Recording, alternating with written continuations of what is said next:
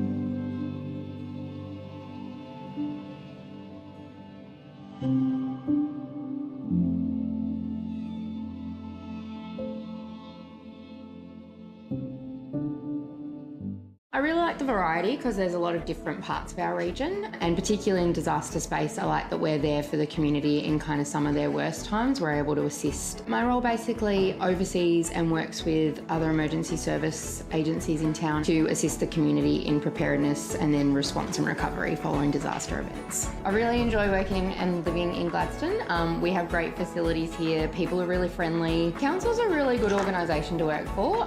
Everyone's really committed to the community. I mean, we're all residents. We want to see what's best for the community happening. I do quite a few sports in town, so use a lot of our sporting facilities, as well as involved in the community theatre space. So getting to use the GECC, which we're really lucky to have. I do the community musicals, so we've done, I've been involved in Anything Goes, Legally Blonde, Carrie, and then also do foster caring through GPAWS, which is one of the animal rescue groups. Emma Catlin, Disaster Response Specialist for Gladstone Regional Council.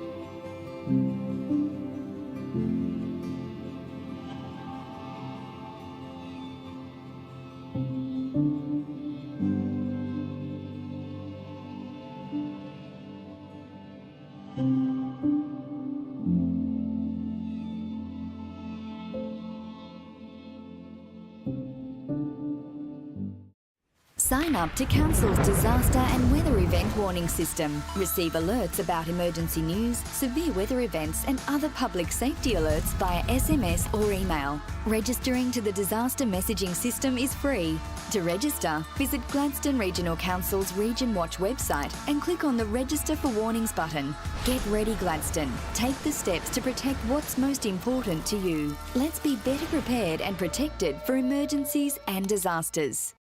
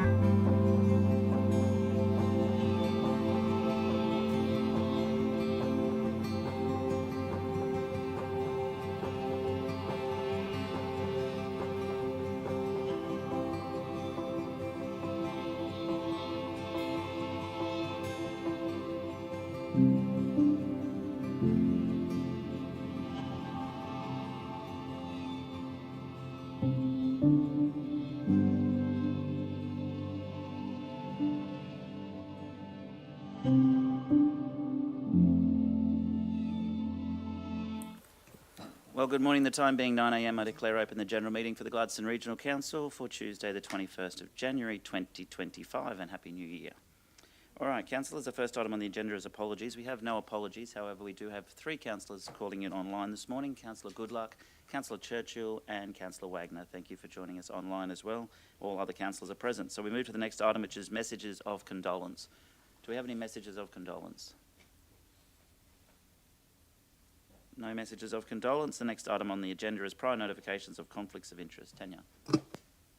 No prior notifications, Mayor. Thank you. Councillors, any that you'd like to raise now?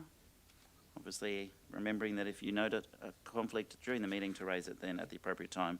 The next item on the agenda before we move into our deputation from Not-for-Profit House this morning is the Mayor's statement. And I'll start with, it's been a few weeks since our last council meeting, which was Tuesday the 17th of December. And on that Thursday, the 19th of December, Councillor McClintock and Councillor Patrick and I attended the Apprentice and Trainee of the Year Awards night at the Harvey Road Tavern, where we acknowledged our first year apprentice, Jack Matson. Second year apprentice of the year was Trek Wright.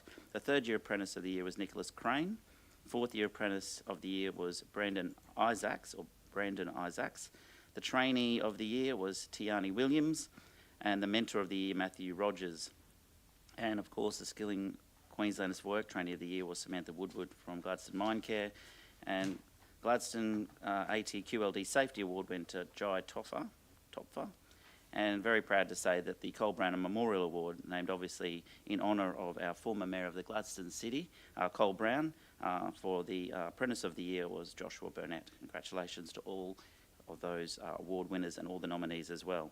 On the 31st of December, our amazing events team put on the New Year's Eve event at the GPC Marina Parklands, and a fantastic show again. Of course, it did rain, as it usually does, just before midnight, but this year I believe they got the last lot of fireworks out just before the rain came down a little bit more heavy. So thank you to Kylie and your team for another amazing New Year's Eve event.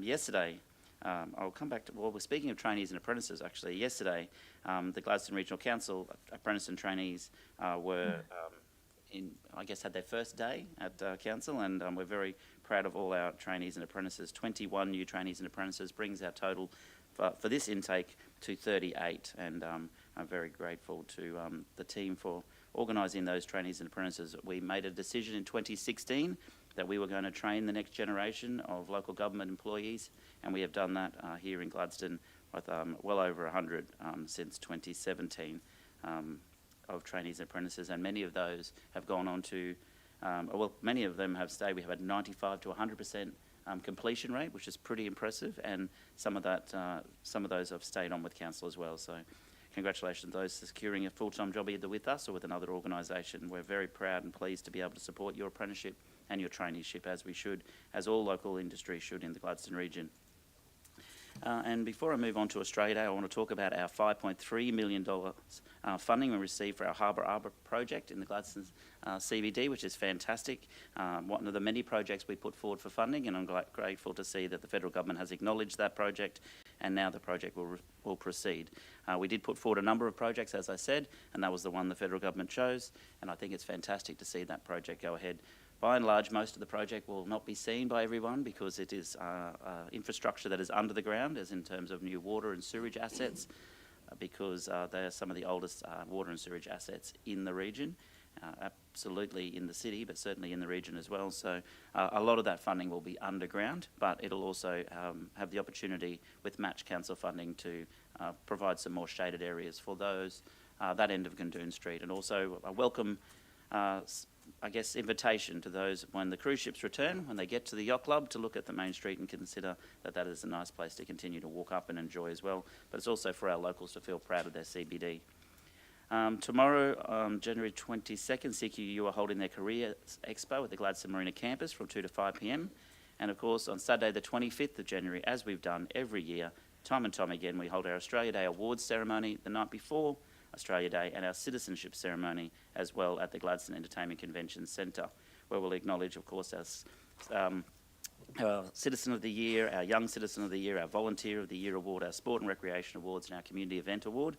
And of course, this is, as we have said many times, a perfect opportunity for the people who've decided to make the Gladstone region their home to celebrate with the people who've made the Gladstone region great. And then we will celebrate Australia Day on Australia Day, which is what we do every year. This year, the Family Fun Day will be at East Shores. As you would know, we rotate that between Tenham Sands, Millennium Esplanade and East Shores, or in Gladstone City every year. But we also have a number of events we support across the region as well, including at Turkey Beach, and there are a number of other events happening in Miriamvale at the hotel, at the Agnes Water Tavern. They're having mud crab races. There's the Boyne Valley, of course, in Bullion are having their breakfast. The Many Peaks Hotel, Rosedale will have their, no doubt, their Billy Cart Derby again. And of course, Councillor McClintock, I'm sure you'll be participating in the Australia Day Family Fun Run. Awesome.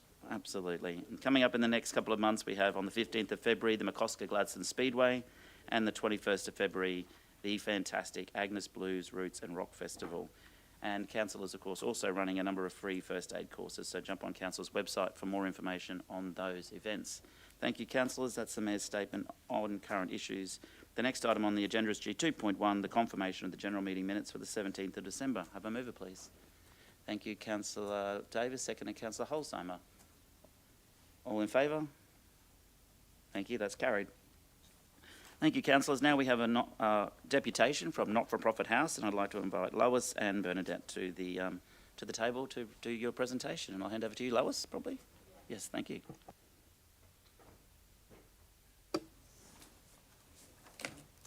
Good morning. I'm Lois, the CEO of Not-for-Profit House, and this is Bernadette Arians, Project Coordinator.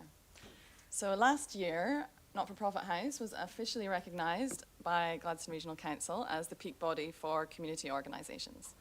So thank you, Kylie Lee and Mayor Matt, for that endorsement. We know that you know what we do, and we know that you value what we do. We're grateful for that.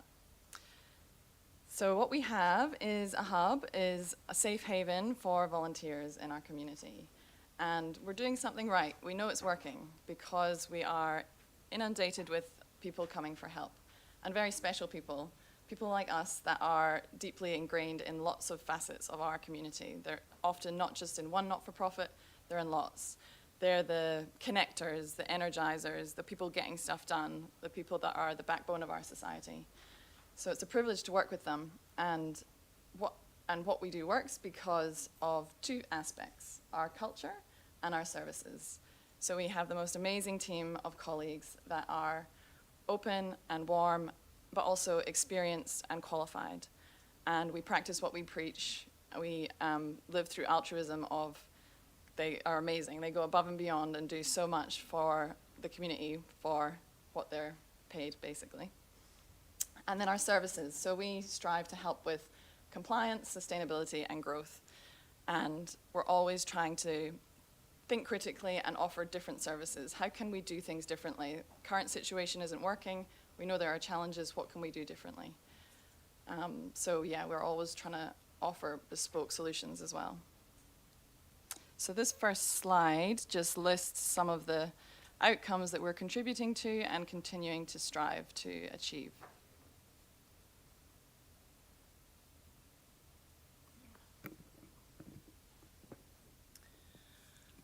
So what sets us apart from a general community organisation is the fact that we do these things and it's ingrained in our core business. The capacity and compliance building and sustaining, succession planning, we're literally holding people's hands. So we're walking on the journey with them from challenges, from celebrations, and from a clear outcome to become better.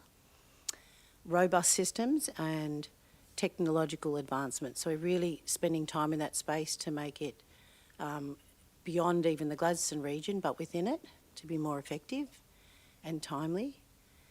Our core business is generating sustaining volunteers, and that's the standout that most of you probably know that we do, but every element of service actually lines under those two headings. We've adopted some of the roles that councillors recognise that we can take on, representing those community groups, which is a really great partnership. And we have the stats. We're generating data to not only continue the work we are, but to feed into the community strategic plans, but also the higher level, like the national inquiry into volunteering that will be happening this year. Just on the last bullet point there, we're part of research as well. So Councillor Churchill, you recently presented at the Developing North Australia Conference in Karratha. So as a flow-on from that conference, there is research there that has identified a lot of the challenges with community investment, and we have been acknowledged as a solution to some of those challenges. So I'm just trying to show that we have gone everywhere across the nation, across all the sectors, to form linkages and see if this is genuinely a solution and where else we can help outside of Gladstone as well. So we're looking at the Pilbara and some other areas too. So this slide just lists some of the challenges that we know about. And so with this, I guess, we're not a housing service, we're not a specific health service. Those issues are often the urgent ones that are identified. However, we can't deny the impact of onto people's well-being and their connection and our community when they're getting out and about and doing anything other than working. So this community organisation sector is so important because if we actually help people take those steps and do those things, they will become healthier and there will be a flow-on effect. It's being more proactive, which then obviously flows on to the economic benefits too. People are more productive when they're more content.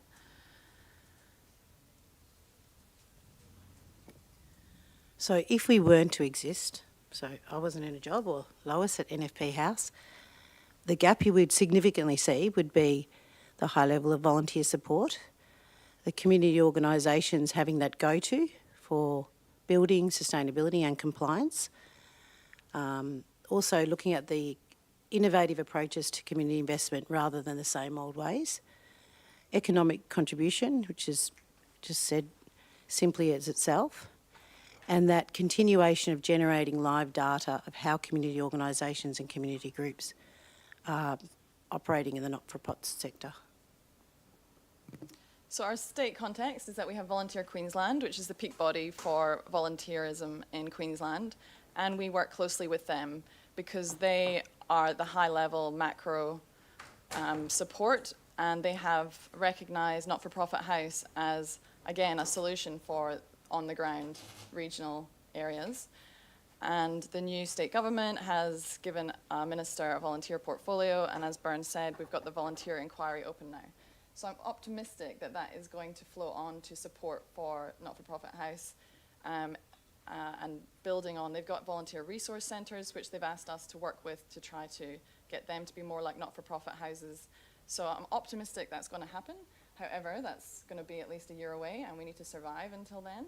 And it's also important to clarify what the role is of local government in this picture too. So this slide shows the previous funding we've had from Gladstone Regional Council.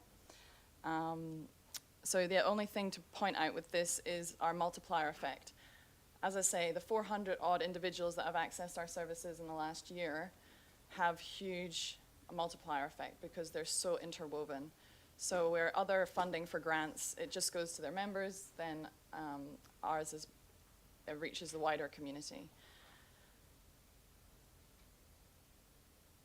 This then touches on to one of the challenges we have is that we don't really fit the mold for the existing funding structures. So as you've been identifying in the review of your policy,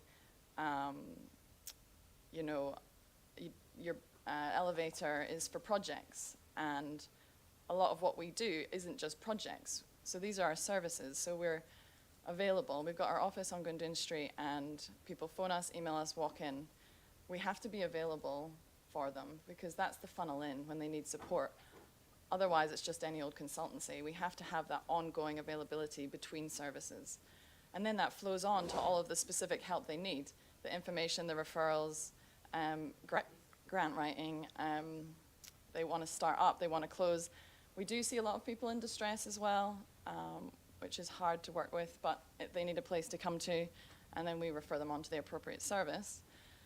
And then the portal, so Gladstone Regional Council funds us $10,000 a year for the technical support for the portal. However, it does need a human element as well, because the council used to run a portal, and we've replaced it because it didn't work, because it needs that human element. It needs someone on the front end making sure that the volunteers, as particularly marginalised groups, are supported to actually register their interests and meet their needs. And then critically, the community organisations need support to make sure they pick up those requests and are ready for those volunteers too. So this slide shows how we're funded. We have sought any funding opportunities we can think of, but we would love to hear any ideas.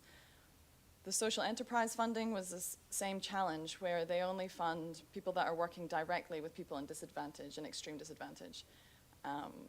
And most of us, because we're that level up, we're the peak body in that helping people that are helping people. We're not fitting the mold of some of the funding available.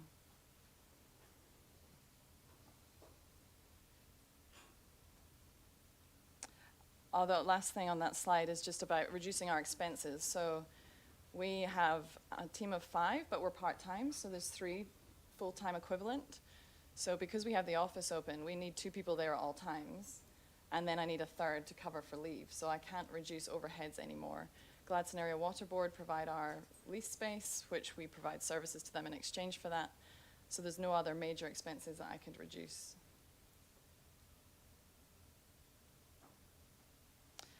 I thought people might be interested to have a look at some of our recent funded partnerships, which does show that we are embedded and accessed and doing everything we can.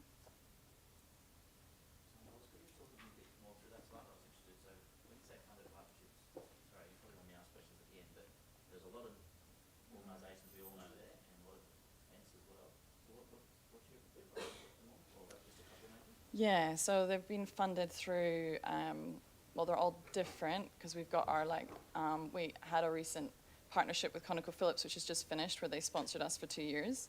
So that's like the higher level funder. But then the rest have been funded through Bendigo Bank grants, elevator funds, grassroots have funded the individual organisation that's then come to us and paid us directly for specific services. So yeah, there's no private funding there. It's still grants, but then that's who's engaged the services or who's had the opportunity to. Is there any you want to talk about? So each one of those has accessed some level of service, but through not a direct sort of service, fee for service to us. So, or unless the funding has come from a high level. So then we're provided the service, but it's usually through that, as Lois said, elevator or Bendigo Bank. And then, yeah, I haven't talked about our social enterprise side of our business, which is providing commercial services to industry. So QAL's there with their workplace volunteer program, for example, and all of the industries there engage us for different projects like perception surveys, communications work, public relations work, workplace volunteer programs, things like that. That's the 40% of our revenue.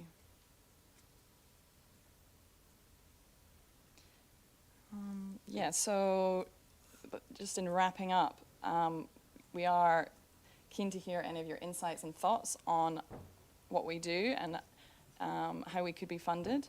So in the same way that GAPDL is funded for the tourism peak body, is there scope to fund Not-for-Profit House as the community service peak body to provide packages of work annually, such as the ones which are not funded, which are more operational, like being available 24/7 for community organizations, doing that wraparound support for volunteer management.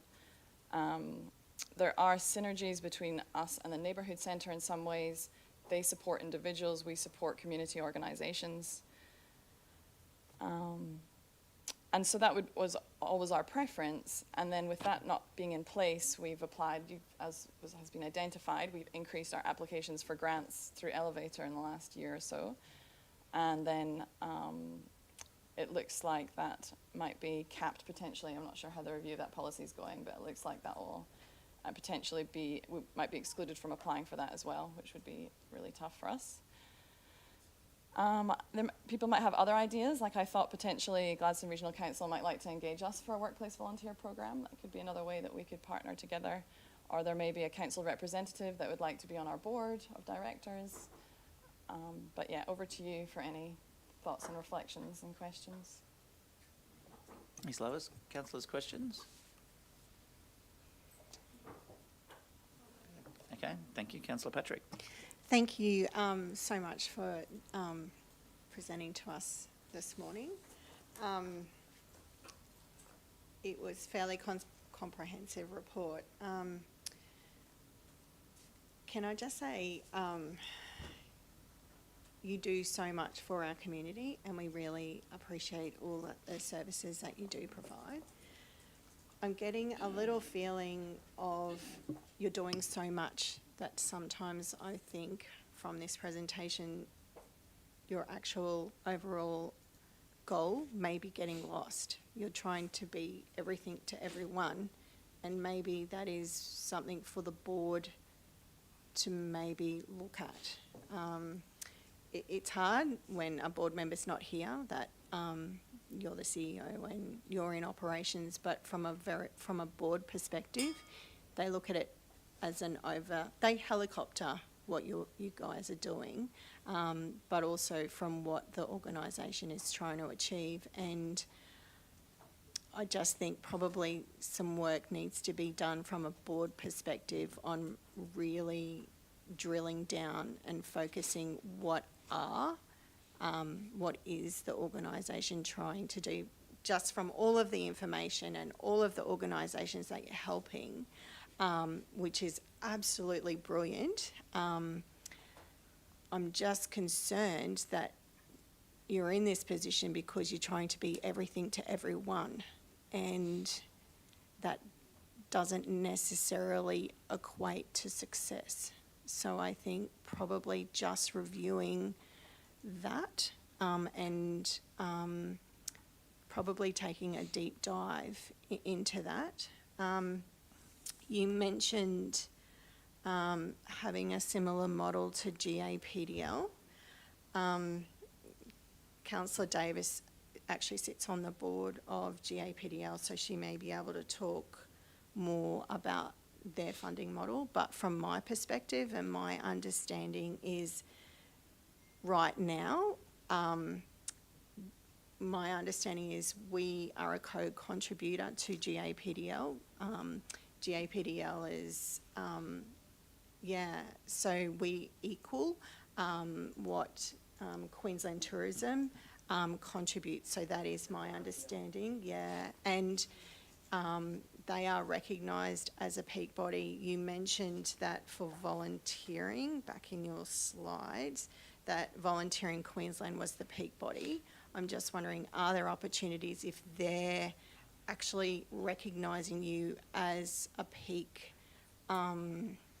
provider, not just for Gladstone, but for the state as well? Are there opportunities to collaborate there? Then we may be able to, if that comes off, we may be able to do, and I'm saying maybe, able to do a co-contribution, but that's not really where the organisation is at. So comparing non-for-profit house with GAPDL is probably not the example that you should be bringing to us, because they are completely different. So in the funding model, as I see it on paper today. So I think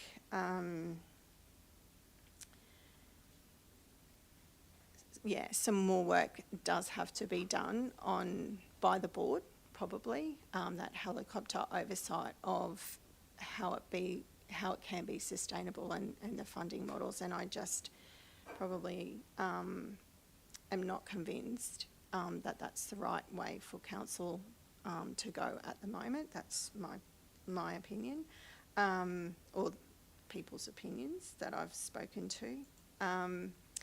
The other thing I had concerned about is why would non-for-profit house need or require a 24 physical availability of staff? I don't quite understand that. What does that mean? Can you explain that to me a little bit more? Yeah, I'll just go back to the start. So absolutely acknowledge that strategic planning is crucial, and we're about to have our AGM, and it's a great time for us to review our strategic plan. I would like to refer everyone to slide 11, which is busy, but we have done whatever we can to capture what we do on here. So 2 pillars: generate volunteers, sustain volunteers. Like, we just did that in the last 6 months because we took on that feedback that let's be as clear as possible. What does NFP House do? And hopefully people got a chance to watch our showcase, which is on this slide here. I would encourage everyone to watch that as well, where we went through and hopefully explicitly shared what we do.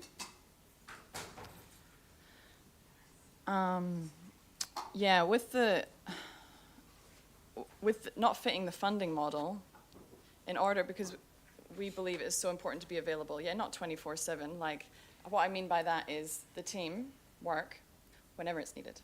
They work nights, weekends, because that's when volunteers work, right? They're just constantly available.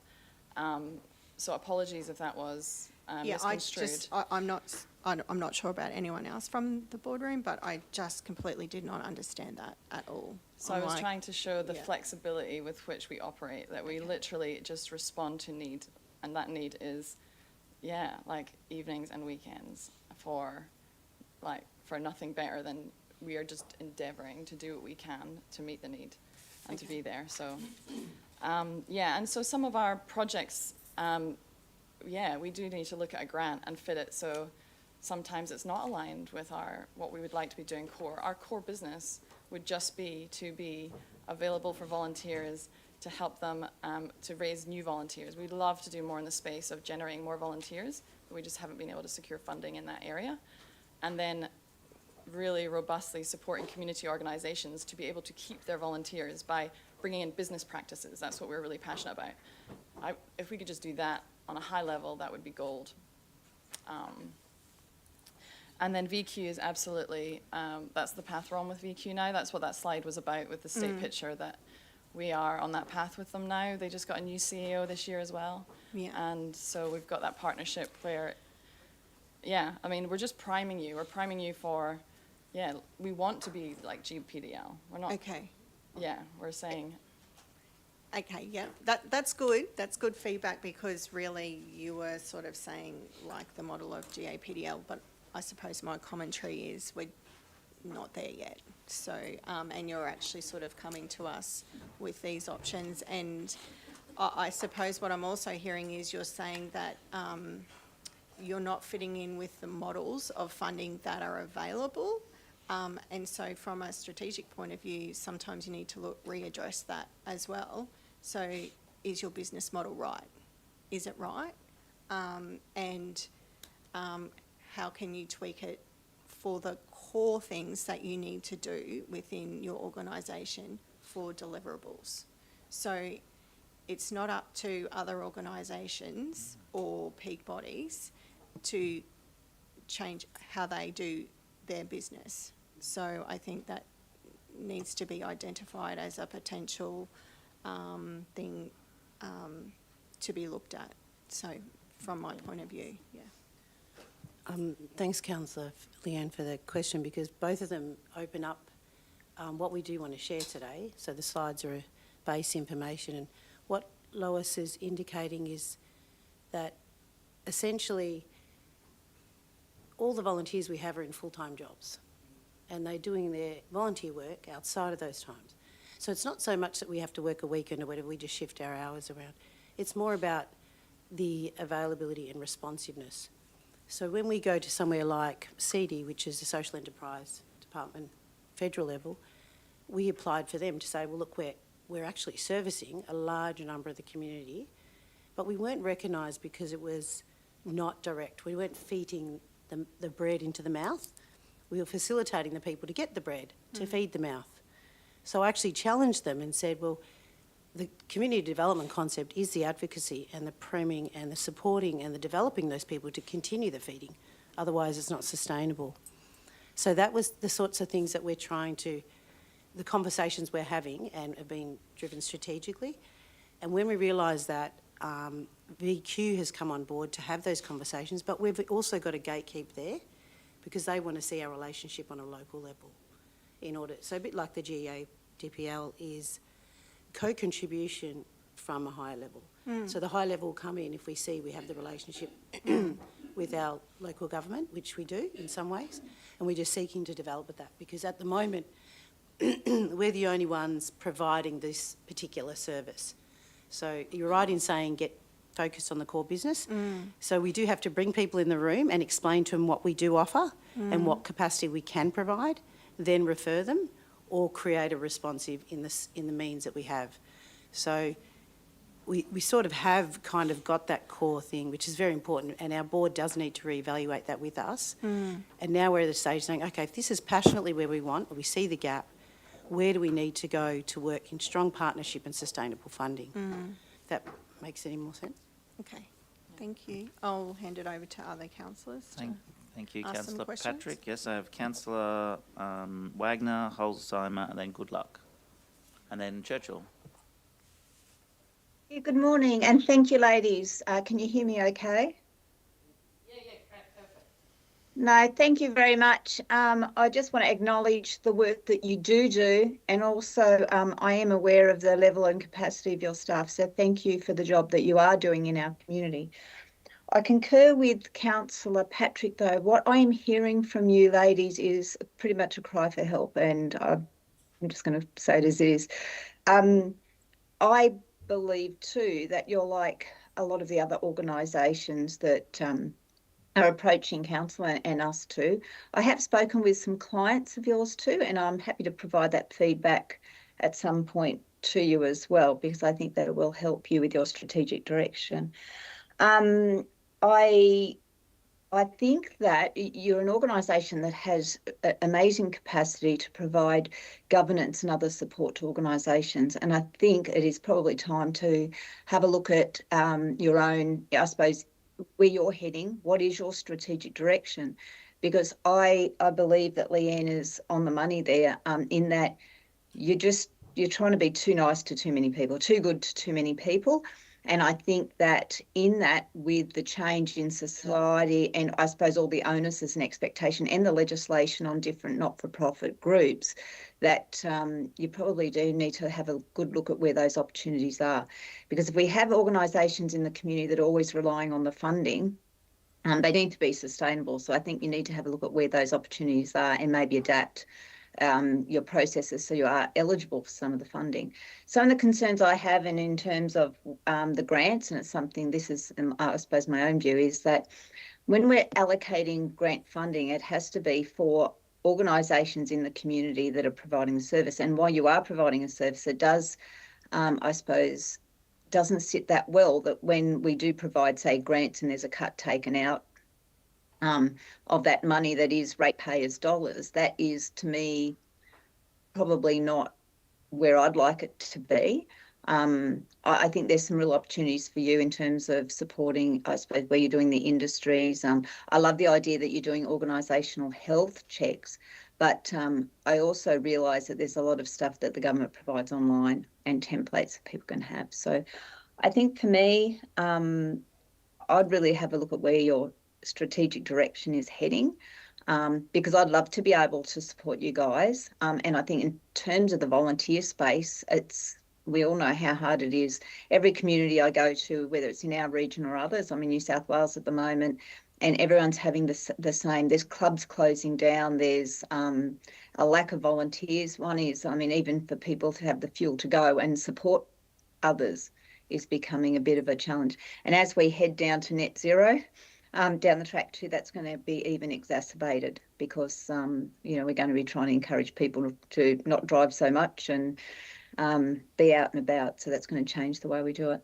So I'm happy to have a chat with you at some time about some of the feedback I've had to help inform your decisions.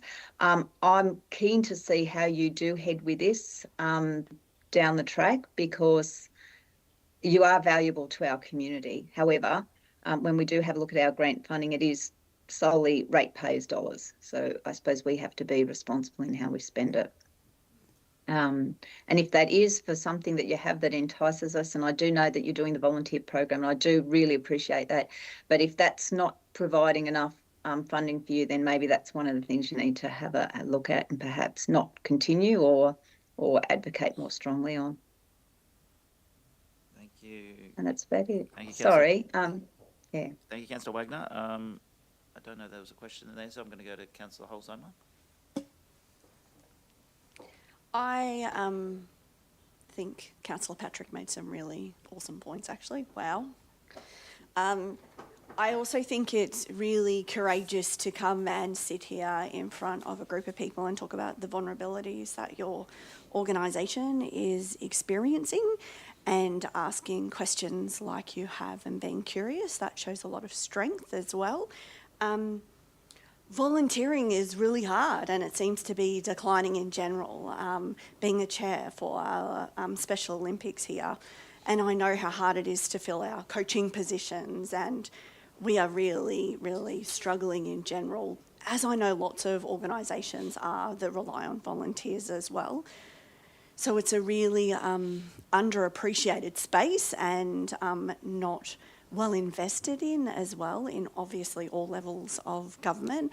I think that there's discussions that we need to have offline as part of reviewing the grants process that is happening in the coming months, as well as we pull that apart.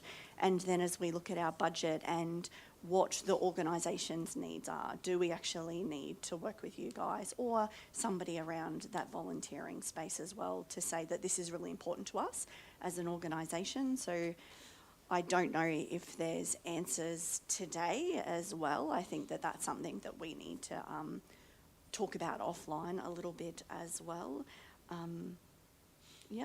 But thank you for coming and being so courageous to admit that. So yeah, thanks. Thank you, Councillor Holzheimer. Councillor Goodluck, then Councillor Churchill. Thanks, Mr. Mayor, and thanks, guys, for your presentation. I don't know that it's, I respect some of the points made. I'm not sure that it's our job to criticise your direction but I do think that, as you've outlined, the volunteering space is a space that is suffering at the moment. It's in decline. I know there's a number of organisations nationally that sort of help in that space that you've outlined there, like Volunteering Australia, and I understand that you guys are an organisation that is really focused in that space, and I think that's a great thing, and I think you do some great work. If I could just point out something that would help, you're looking, I guess the decision for council and other areas is how important do we think this is, and how much support do we want to provide an organisation like you guys to continue doing the work that you're doing. Something that would help me make that decision is a little more data, and I'm not sure whether you're able to provide that data, but you talk about all the partnerships that you've got there, and I think that's fantastic. And I've spoken to many people and directed many people to come and seek you guys your assistance as well, and always had positive feedback as well. But if there was some data that perhaps you could put together, like how many links do you make with volunteers to different organisations? How many organisations have pulled a volunteer from your portal, and what sort of hours have they done? It doesn't have to be individual names or of people or organisations, but just to help you paint the picture for me as to the scale of assistance that is actually being provided. There's lots of data and information there in the presentation, but I also think that would help other councillors and potentially other funding partners as well understand, the scale of work that you guys are doing and those connections that you're making, and how much of an impact that's having on the community. And I'm not sure whether you capture that data or whether you're able to provide that data, but that would sort of help, I think, paint that picture for me. But I hear what you're saying. You guys are obviously at a position where you need more support. I think we are undertaking a review of our grants policy in the near future, and I'm sure that we'll be able to take into consideration whether or not there's some changes we can make that might be able to suit the goals and objectives that you guys are trying to do for our community. But thank you for the work that you're doing. Thank you. Thank you, Councillor. Good luck. Lois, is that some additional data that you might be able to provide? Not obviously now, but yeah. That's a great point. Yeah. Can we send that round? Yeah, please do. No, obviously not today. You've got a busy day, right? Councillor Churchill, then Councillor McClintock. Yeah, thank you, Mayor Matt, and thank you, Lois. Thank you, Bernadette, not only for your presentation, but for what you do each and every day in our community. I know some of my colleagues have already raised some extremely pertinent points, and you acknowledged the Developing Northern Australia Conference that we actively participate in, and it highlighted the significant issue that not only local, state, regional and nationally is the huge decline in volunteers. But just on that, it's an interesting point, because in acknowledging what you were doing and what you're trying to do in our region, I think you've got your finger on the pulse when you're actually saying, well, doing nothing is not an option. So you've come to the table today showing some sort of creative, innovative idea as to how you can continue to build that capacity in service provision. But in light of saying that, our population is growing. We're about 27 million from a national perspective. From a state perspective, I think we're about 5.5 million. It's growing at about nearly 3% in Queensland, and our volunteer numbers are declining. I'm active, as you would both be aware, I'm actively involved in 4 volunteer community organisations, and in light of the statement, and then I'll lead to my question, is that, and some of them are actually obtaining your services, and that is valued. But from a Gladstone Regional Council perspective, we already have what I believe a very good successful model, and it's always work in progress, which is our friends of the theatre, our friends of the Gladstone Region Art Gallery and Museum, our friends of the Tondoon Botanic Gardens. But I wanted to touch on a pertinent point for my long-time chair of the Gladstone region PCYC. If I reflect back, and Matt and others would remember this, in years gone by, we used to have a huge number of volunteers available, but nowadays it's extremely limited. And there's a reason for that, is because we've placed so much compliance requirements on volunteers. We've taken a corporate standards approach, and they all have to be training. They have to be trained to cook a barbecue, and no disrespect to the qualities of barbecues, but you know, they have to do so much training, online training. They have to have so many qualifications nowadays. So I think what we've done is we've actually created a rod for our back by making it so onerous for our volunteers. And you touched on an extremely pertinent point, is that the new state government, the Crisafulli government, is undertaking a volunteer inquiry, and Nigel Hutton, the member for Keppel, as you would know, Matt and others, they're going to undertake this volunteer inquiry, but they're going to take a whole of state approach. And my question to you appropriately is that I see success and failure stories around our region. I'm sure all of my colleagues do as well.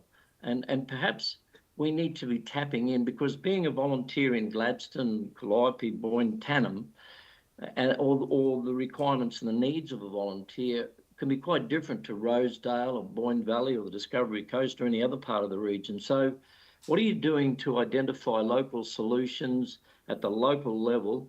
And how about we start to find those local success stories? I know of a couple, and I'm sure you're aware of them. And maybe we need to grab and grasp those local success stories and determine how they can evolve into something from a Gladstone region perspective. Because the state inquiry, as you would be well aware, in government, they'll do the inquiry, then there'll be a whole lot of findings, and they'll create a whole range of paperwork, and it could take 5 years before we even see any action out of those recommendations. So what are you doing from a local perspective to find local solutions and local success stories that others could learn from? Sorry for being long-winded, but thank you for what you do. I'll wait your answer. Thanks, Councillor Churchill. Very good point, yes. So just at our last meeting, we've organised an action to contact pretty much our whole organisational database to facilitate the process to have a voice into that inquiry. And of course, we're going to capture the information as that goes into the inquiry. So the state response obviously will come in some format, but that will feed into two elements. One, the success stories, the challenges, also the efficacy of the work that we're delivering. And another part is in terms of the social return on investment. We'd like to feed that data into a research package that we're trying to seek funding for at the moment to show the value of the work and the economic contribution.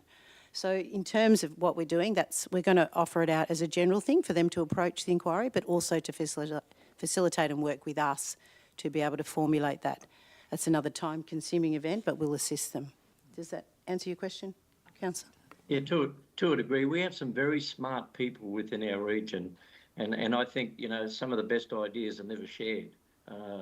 But anyway, if we can find, and I know of a couple of wonderful, and I'm sure my colleagues do as well, there are local success stories that need to be modelled and massaged for other organisations. But anyway, thank you and best wishes. I've just got a point to add, Councillor Churchill. You're obviously very connected to the communities team, because we're working with them too for Volunteer Week, and one of their priorities is to find these local champions and do exactly what you just outlined.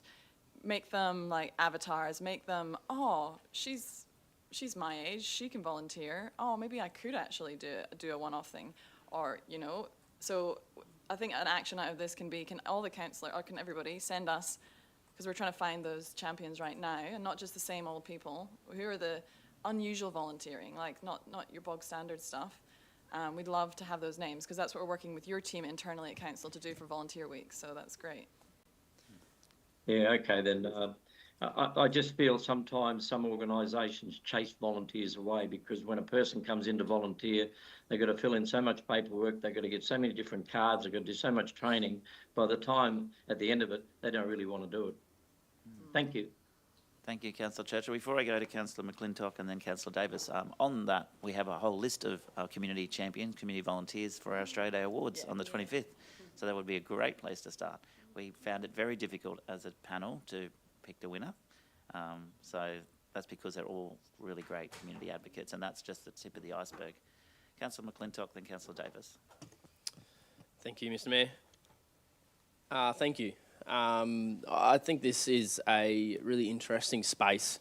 When you're talking about any new organisation or community group, a business, one of the key things that you look for, and I try to identify, are gaps or needs within a sector or within the community at a broader space.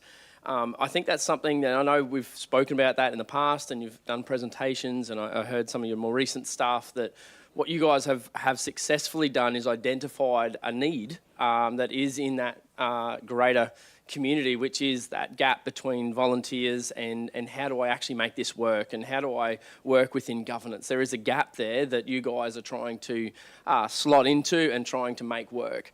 And I totally give you credit for identifying and going after that gap. I think there's two key issues when you do identify those gaps that come, no matter what level of organisation you are, is one, there's usually a reason that gap's not filled.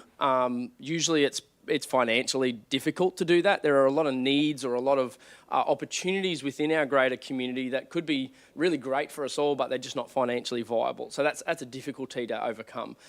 The other side to it is that if it's not a need that's already met, it usually means that people don't know why it's needed or don't know how to best tell that story. And I guess that's probably furthering to Councillor Churchill and Councillor Goodluck's points there, is that because you're operating in a sector that is a gap and you're operating in a place where it doesn't really exist, and you've identified it even in your presentation that you don't sit in really any of these categories because you've very successfully inserted yourself into a gap that hasn't been identified or dealt with very well in the past. The problem with that is that you then are pushing uphill all the time and you can't really receive the support that you need from wherever you need to get it from. And so I guess my point or my encouragement to you is, one, your difficulties are in part because you're doing what you're doing successfully. Not helpful, but should be a little bit of comfort to you. The other side to it, though, is that it's really, really important that you share that story way more. And there's an old adage that if your organisation or your group isn't sick of hearing your vision, then you haven't shared it enough. And I guess from your perspective is that you guys do share your story, and I'm not saying you don't do that, and it's not that people don't know you exist, but you have to do it above and beyond what anyone else has to do because you are operating in this gap. And so going after that stories and going after that gap, why it's needed and what it's doing, and some of the data that Councillor Goodluck's pointed out and how it is are going to be so critical for you, because when you talk to anyone in industry who is looking at grants, you're talking to local government who are looking at grants, you're talking to any sort of major organisation, what they're really looking for is value for money. And not money for money's sake. And I don't want to be able to sit here as a person and say, well, we gave them $100,000. That's great. But did we get $100,000 worth of value for that? Because if we gave them $5,000 and we didn't get $5,000 worth of value, that was a wasted $5,000. If we gave them $200 and we got we got more value for that, that was a great investment. And so what we're talking about is not even really a dollar figure, which, we have very intentionally been supportive of what you guys are doing and want to continue to do that, but to help sell that story to our community and to those who are continuing to invest into you, it's so, so critical. I just want to encourage you to give that value for money factor, some data, some guts, some real solid story, so that we know that when we're putting in $10, that we're getting $10 worth of value or more, and we can see that tangibly with some of that information. But I do appreciate the hard work that you guys are doing, and I do see that difficulty there and can see that would be a challenge, and full credit to you guys. it's hard. And when you are operating in a space that people don't quite understand, people will create their own stories, and people will fill in the details for you sometimes, and not usually in your favour, and usually will make it harder for you to do that. So stay on that front foot and keep doing what you're doing. So thank you. Thank you, Councillor McClintock. No, I don't think there's a question there either, so I'm going to throw to Councillor Davis, who may not have a question.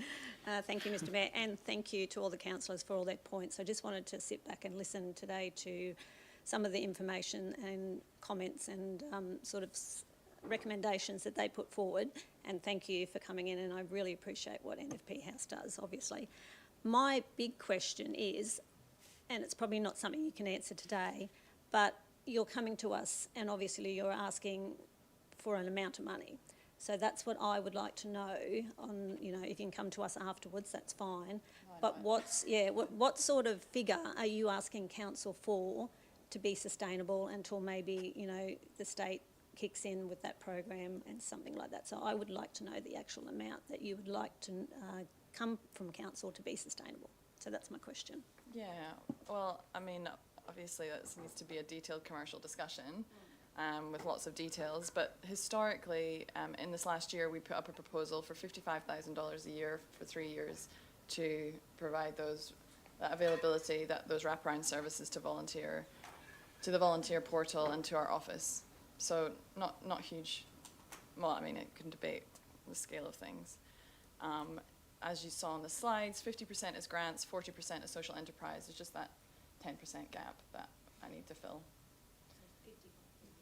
55,000 a year was what was recently proposed in a proposal that's and so that came back with, and we get 10,000 a year in response for the technical maintenance of the portal. So nothing comes to NFP House for that. That's just the, you know, technical upgrades and server and hostage and stuff like that. There have been previous applications that have been 80,000 a year in previous years, which weren't successful either. Thank you. Can I just add in response to Councillor Clintock, is that right? And Councillor Davis, you're right, we're pioneering.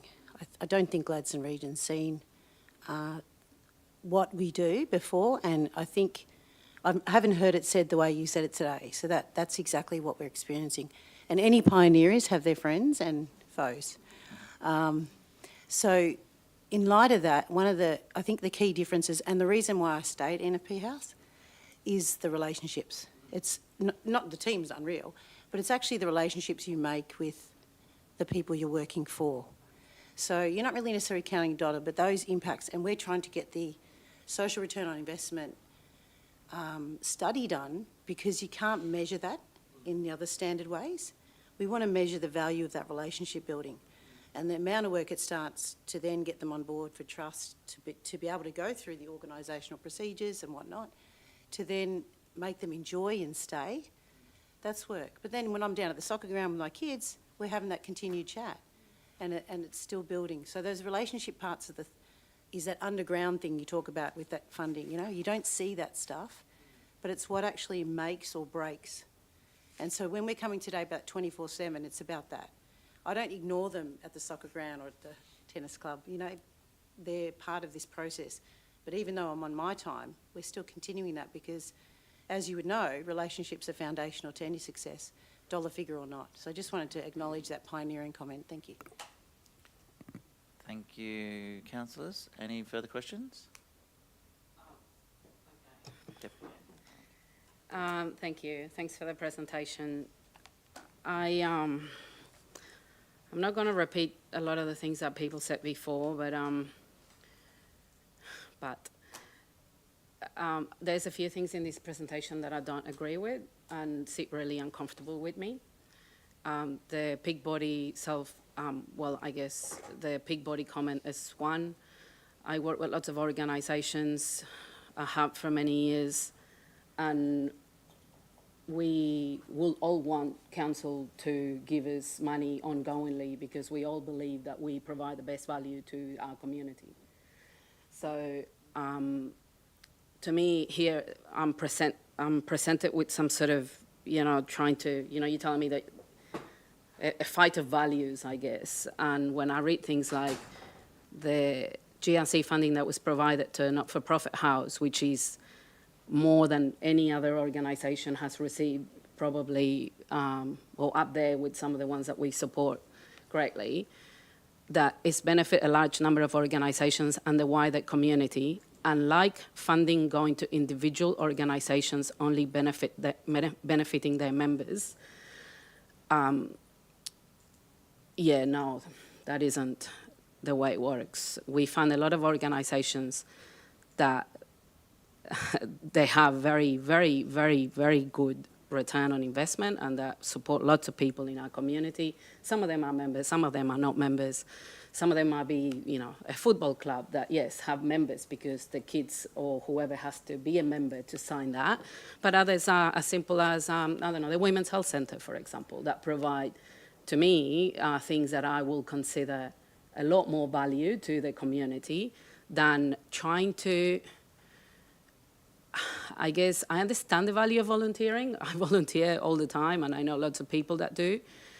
But I also question how it is that we can continue to force people to do something that they no longer consider something that is, I think everyone thinks is important, but not in the same way as we want them to.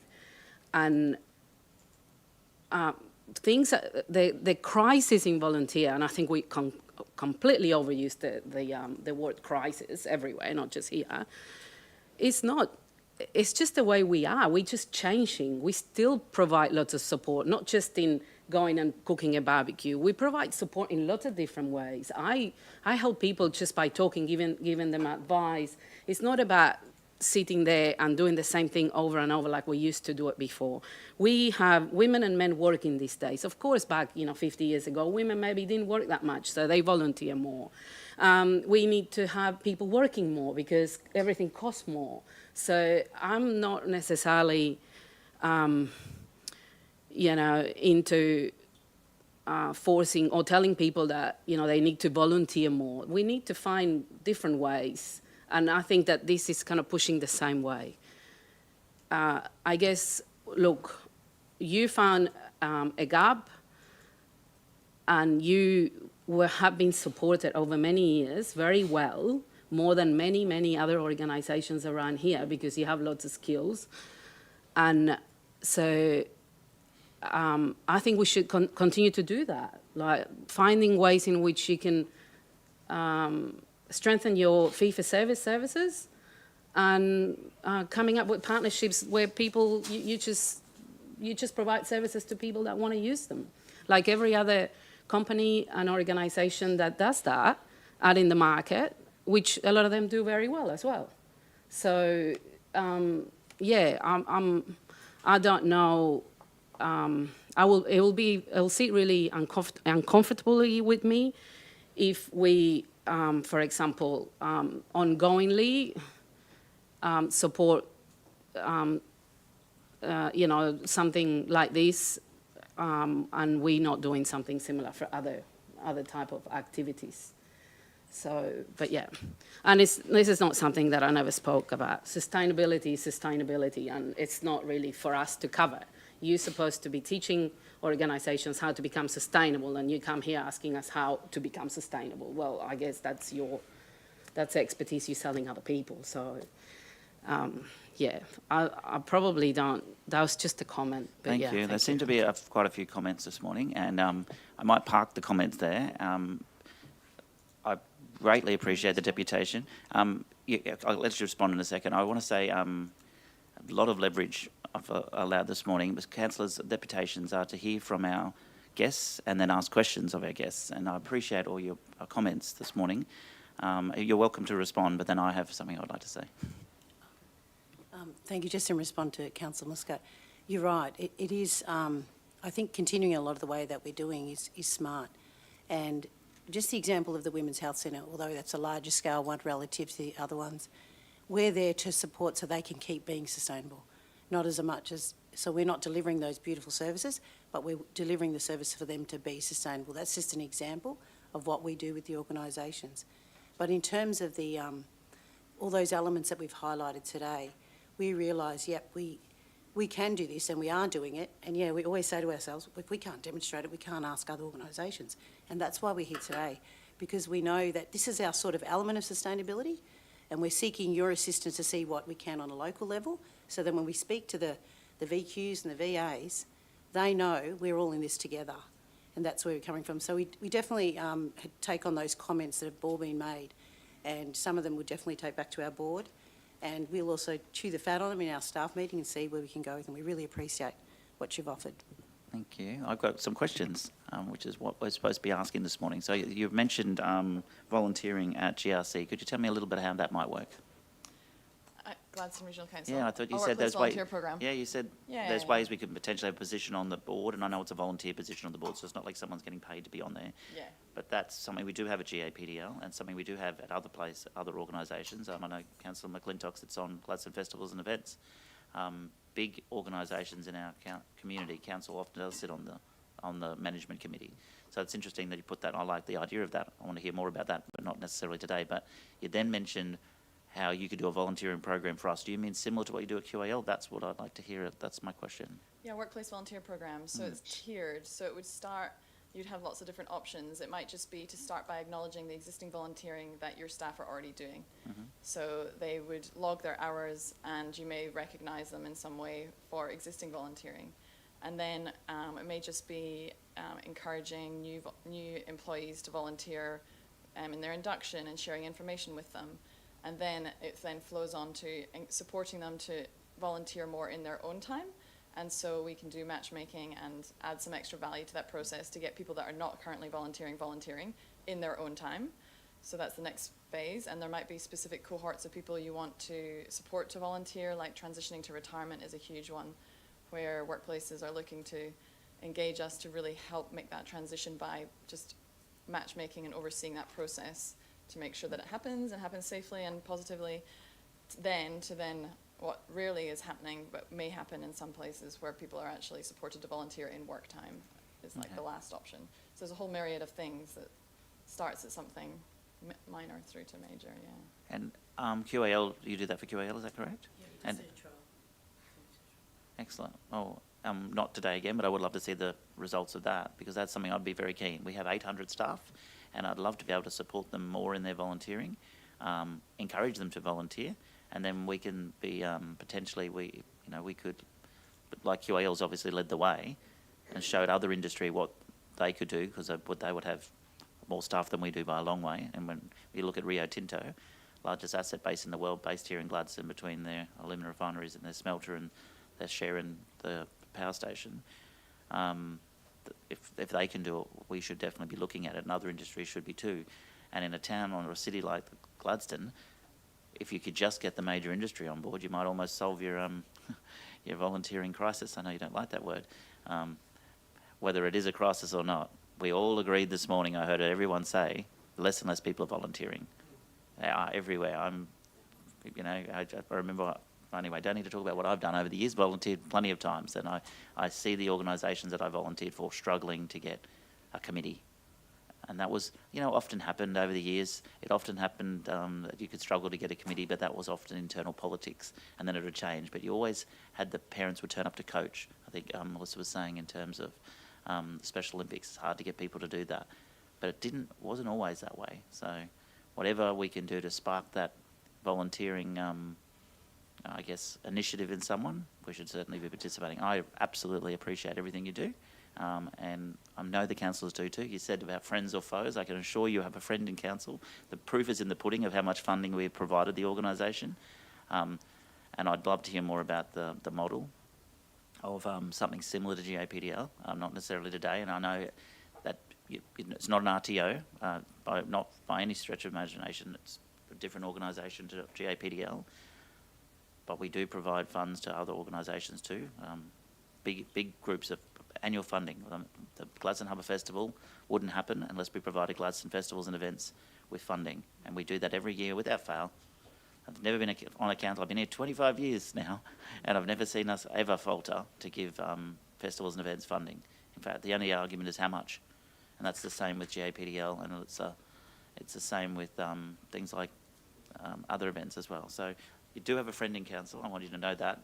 As I said, the proof's in the pudding of how much funding you've given us. I appreciate your deputation this morning, and we'll get a motion that the deputation be received. Happy to move, Mayor Matt. Thank you, Councillor Churchill, and seconded Councillor Holzheimer. All in favour? It's carried. Cheers. Thanks, ladies.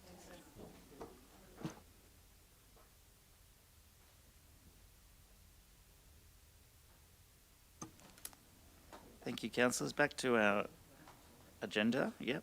Our next item on the agenda is G4.1. Officers' Report, Consideration for a Development Application, DA 46/2024, Material Change of Use for Premises for Childcare Centre at 51 and 55 to 57 Tang Street, West Gladstone. And I'll hand over to our team, starting with our General Manager of Customer Experience, Rob Huth, and I've got Helen and Tegan as well. I'll get there eventually. That's an amazing planning team. Thank you, ladies and gentlemen. Thank you, Mr Mayor, and good morning, councillors. We were to have Nick join us online as well. I'm not sure if Nick's with us. Not yet? He is. Cool. In summary, the Tang Street site has current approval for a multi-unit residential complex, and this was granted in 2014.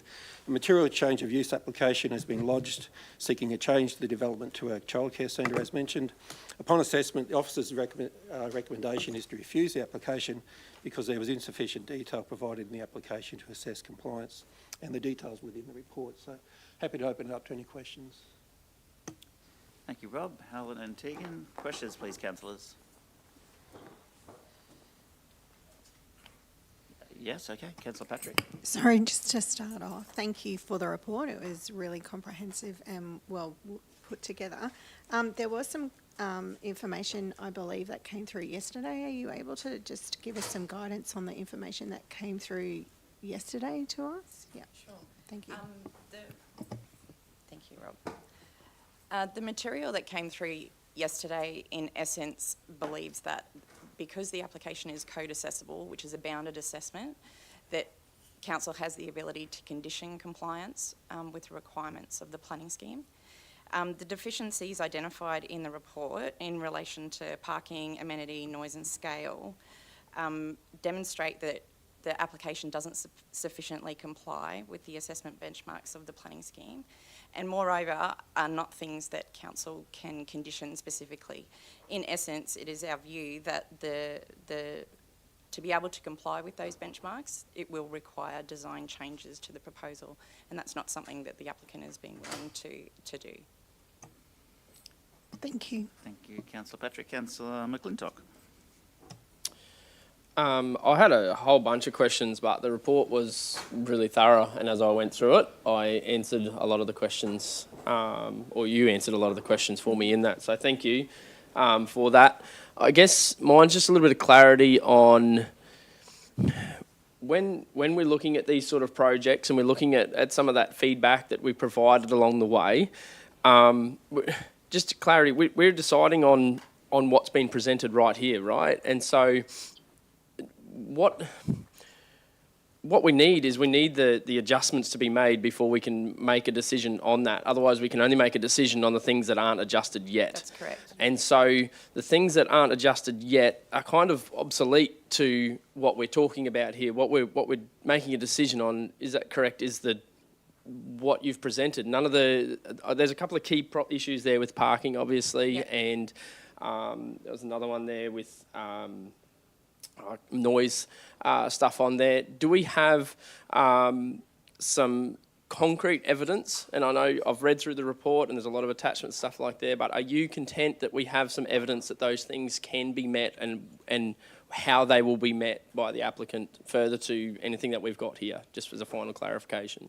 In terms of the additional material, I just want to go back to what you're talking about is conditions. So we can impose conditions that might say minor changes to little things.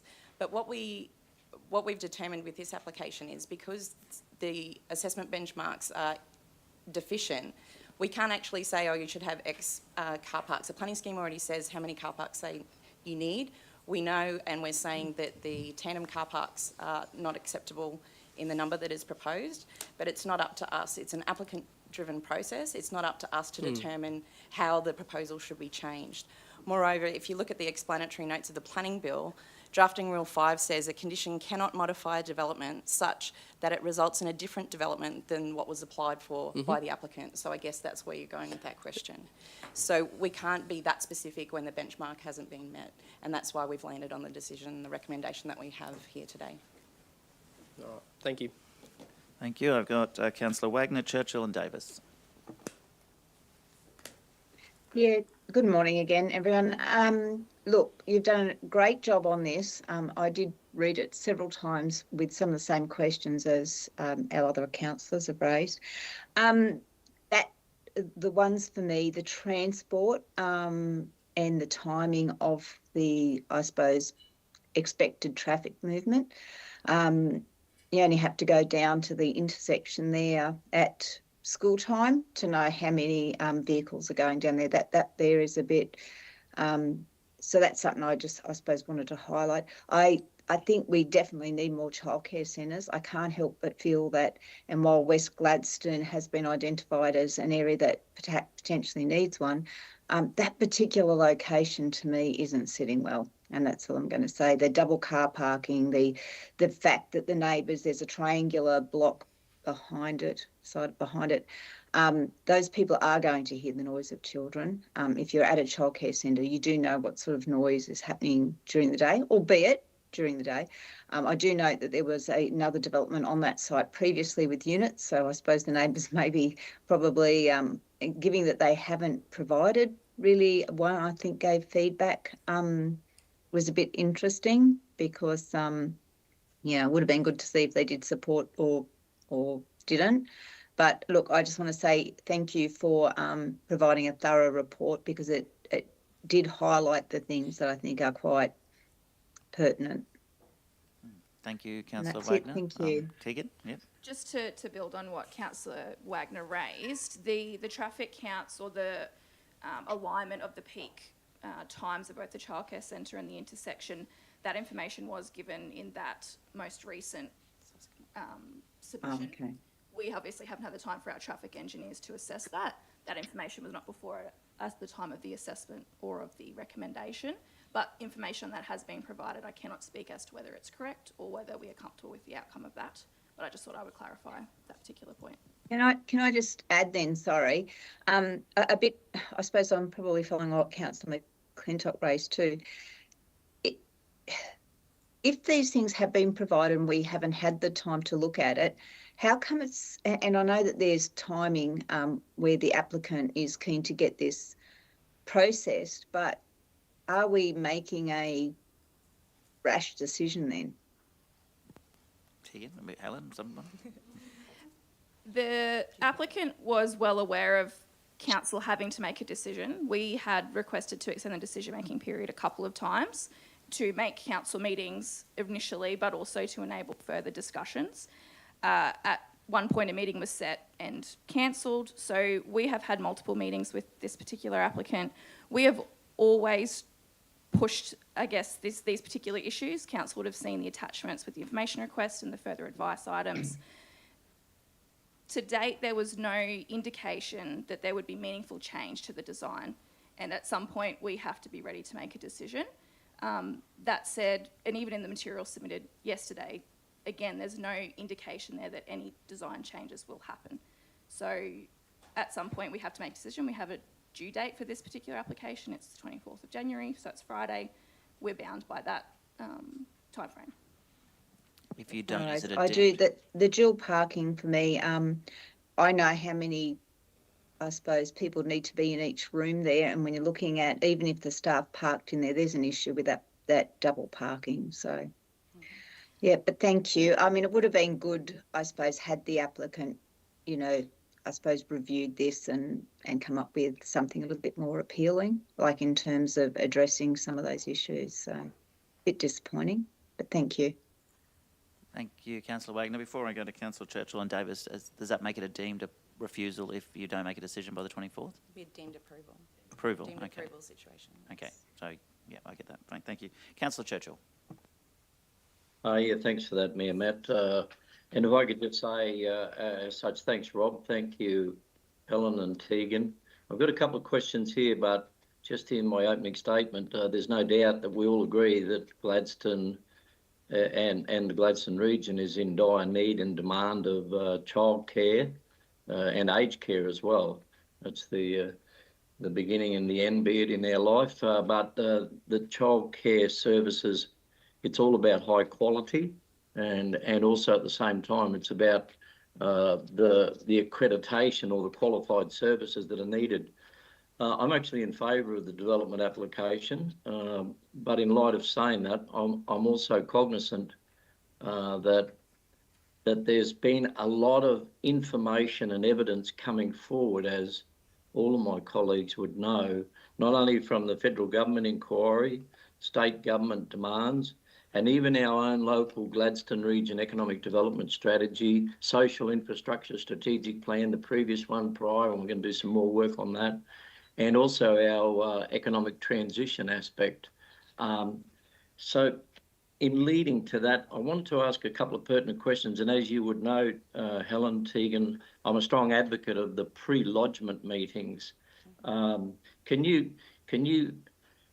and thank you for the quite extensive report, but, and I think Councillor Wagner made reference to an email that came yesterday, albeit the day before, because we are restricted and limited as elected members to be able to make a fully informed decision from what the officers are providing us based under the Local Government Act, that once just a reminder, once the development application is submitted, we're not able to talk to any of the proponents or those that are associated with it. However, I've been out on site and I've walked over the site, and knowing the area, and you've got the Bowls Club and the ambulance on the other corner, the Aquatic Centre, and the showgrounds in close proximity where we've had speedways and we've had music festivals and boxing tournaments, and the list goes on, with a lot of noise at later hours in the night, comparatively, that will impact that residential area. So my question is three-pronged, I suppose. First one is,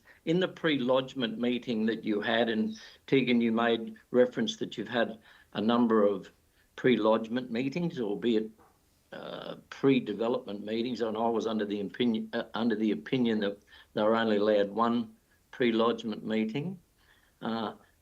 Was all this information extrapolated to them at that particular time? My second question is, based on that email that we all received, and I believe, Mayor Matt, you've responded to the author of that email, is there a potential to press the pause button under the Planning and Environment Court? I'll wait for your answers on those two first, and then I've got my last question. As I said before, I'm in favour of the development application. And my third one was the engineering, was that I'm led to believe also in our strategic planning, and Mark Francis, General Manager, would be well aware of this, that we're going to do a major upgrade of that intersection there, Glen Lyon Road and Tank Street. So, and that didn't seem to be a mention that in your report. Thank you, Councillor Churchill. Yes, a pre-lodgement meeting was held and minutes provided to the applicant. The original plan in the pre-lodgement meeting was deficient in car parking, and there was no tandem car parking shown in that plan that was submitted as part of the discussions for the pre-lodgement meeting. In terms of opportunity now, the opportunity remains with the applicant to stop the clock at any time during the assessment process, and in doing so would enable further discussions and assessment timeframes for the additional material that's been forthcoming to the councillors. That is something that could absolutely be done. The third question in relation to the intersection upgrade, our process enables the asset planning team to provide input on the impacts created by the development on the network.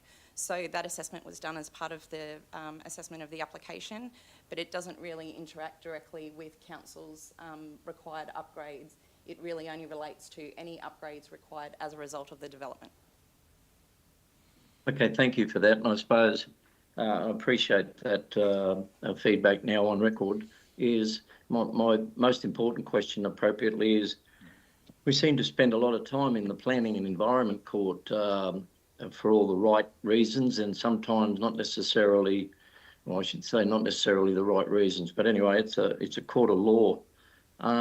Is there any way possible, in light of your report, that we could actually approve a development application with all the lawful conditions placed in place with a timeline? Because there's still, what, $87,000 being held there in infrastructure payments to try and work a way through to comply with all the conditions of the approval. And I note you said earlier that's not our responsibility, but it is our responsibility to make a fully informed decision, and we've got to make the decision in advance, simply saying that they've got to comply with our conditions. Why can't we, or what does the Planning and Environment Court, or what do they consider if we were to consider a development application with a full list of lawful conditions be put in place and put a timeline on it? Can you help me with that? Helen, before you answer that, can you correct the infrastructure charge point and then go? The infrastructure charge is a credit against the property. We're not holding any money. Thank you. And now can you answer the Okay, question? then, thank you. Thank you. Appreciate that clarification. As discussed earlier, let's just park for the moment the additional information that has been provided to councillors. The assessment criteria that we've applied, if it was able to be conditioned for an approval, then that would be the recommendation here today. Unfortunately, the deficiencies in meeting those benchmark requirements are insufficient in our view, and it doesn't provide the opportunity for us to be able to condition an approval in this case. The reason for that, as discussed before, is we believe that there needs to be design changes to the proposal, and that is not something that council can lawfully condition. I'll just refer also to some additional commentary that says it is not possible to approve different development or impose development conditions that would not have the effect of requiring different development to that which was applied for in order to achieve compliance with the benchmarks. So it's not something that we are able to condition compliance with. Okay. That said, if the applicant chose to stop the clock and to look at what those changes may be and provide that additional information to us, then we would be more than happy to consider that in a further assessment of this application. Okay, thank you, Councillor. Okay, then, yeah, no, thank you for that. There's a bigger issue here, I think, and that is the provisions of the Local Government Act that was put in place that doesn't allow elected members to even talk to not only these proponents or these developers, but investors or anybody that has a real and genuine interest in investing and growing and developing our region for all the right reasons. We're limited as elected members to be able to represent the best interests of not only our residents and our ratepayers, but also those who wish to be here based on that limitation that sits under the Local Government Act. And we'll come back to that perhaps at some later stage, Mayor Matt. Well, we can. Probably should address it now because it's been said a couple of times. So it's more, yeah, Tanya, it's a policy. There's no specific legislative provision that prohibits councillors talking with developers. Generally speaking, councillors have to use a lot of caution when dealing with developments and there's an application before, so as to avoid a conflict arising, allegations of corruption and different things like that. So as a general rule, we don't do that here at council, but it's not a legislative restriction and council doesn't have a policy that currently prohibits it. Yeah. Councillor Churchill, what you're probably referring to is what's happened in the past because of Belcara and other councils. You couldn't even have a cup of coffee with a developer, which is fact, because if they bought you a cup of coffee, it was considered bribe because you received a benefit, and it was just ridiculous, and a lot of that was thrown out. So I know we've been around a while, and we've lived through the good and bad times of state governments, and that was a ridiculous time of when we couldn't speak to developers. What we do as a council in Gladstone is once a development application has been lodged, it's been good governance that it's between the developer and our planning department, and it's then up to the the developer or their consultant to put forward the best submission, best application to be assessed by our team, go through the, and I know you know this, but I'm saying it for the benefit of the new councillors, go through the application process, have deputations with our team or pre-lodgement meetings, and then information requests, and get all the information before the time zone runs out, or the timeline runs out, which is very close this week. It runs out on the 24th. But yeah, it's something we've done as a council, which we were forced to in the past, because you couldn't even sit with the developer and have a cup of coffee and listen to their proposal. And it's something we certainly could look at, but at the moment that's just what we've done for a number of years, because other councils got themselves into trouble. Not that we did. No. Yeah, that's fair enough. I understand that, Mayor Matt. And look, as I said from the beginning, I'm in favour and I'm supportive of the facility and the development application. But at some stage, perhaps as part of the procedure, perhaps elected members could be, as a courtesy, invited to perhaps sit in on a pre-lodgement meeting. Councillors can do that. I've sat in pre-lodgement meetings myself many times. Okay, I've got a few more questions. I've got Councillor Davis, Goodluck, Wagner, and then Holzheimer. Thank you, Mr Mayor. I just probably like to I'll ask one question and point out something. I am definitely for development in Gladstone, obviously not pro-development, so I'd just like that to be known. And the site, I mean, we do have, the pool who has, competitive stuff happen over there. So there is a noise element in that area anyway. What I would like to see the developer maybe put a stop clock so we could have, extra time for further information and they could make some changes. So I'd like council to work, but that's up to them whether they do that. So I'd just like to say that. The other thing was, if this doesn't go ahead today, is the developer able to put in another application with changes down the track? A fresh application, absolutely, yes. Excellent. Okay, thank you. I have a couple of councillors wanting to speak, and I know Councillor Goodluck's next, but there's twice it's been mentioned about a stop the clock, which is what I actually mentioned in the email I sent back to the proponent. But how is that possible now? If we're here today to make a decision based on your... if council decided not to make a decision today. And then if we did, then it's a deemed approval on the 24th. No, we have delegated authority. We could use our delegated authority to make a decision within the time frame. Okay. Or until a stop clock potentially was lodged. Okay, thank you. Okay, thank you. Councillor Goodluck. Thank you, Mr Mayor. Can I just ask, I'm not sure if I missed it in the report there, sorry, is it Tegan and Helen, or Helen? Rob, I can't see who's there, sorry guys. But whoever's there. This is a code assessable application. Why was it brought to council and not decided under delegated authority? Sorry, was it asked to be brought to council, or? Yes. I can't recall. Not by council. Generally, in ones where we think, I guess the position of the planning team is that we would like to approve the childcare centre at this site, but unfortunately it doesn't meet the benchmark requirements. So when it's a tricky situation like that, we have the ability to refer to the council to make sure that that is a clear and transparent decision-making process, and that's why we've referred this one to the council. Okay, thank you. And because ordinarily code assessable applications are decided under delegated authority by the planning team. Correct. Look, I think we all want development. Our planning team wants development. Development means, extra services and facilities for our community. We have a planning scheme in place, which is designed to guide how that development works. There's a lot of work, a lot of community consultation, a lot of laws and regulations that go into formulating. It's a big, long process, which we're currently going through again for a potential update. If we approve developments outside of that planning scheme, that with those benchmarks, where there's a number here that the design doesn't meet, and I've heard, it's a comprehensive report, as they always are. I want to see the right development, the right way, in the right spots, because that gives the best outcomes for our communities.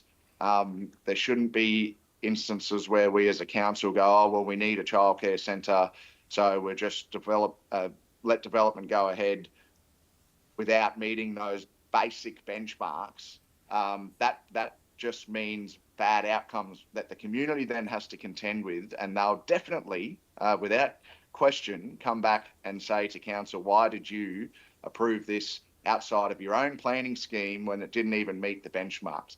So, it's a difficult situation, but I would encourage the proponent to really try and make sure that we can get, to meet those basic benchmarks and change the designs, whatever needs to be done, so that we can approve this within the planning scheme.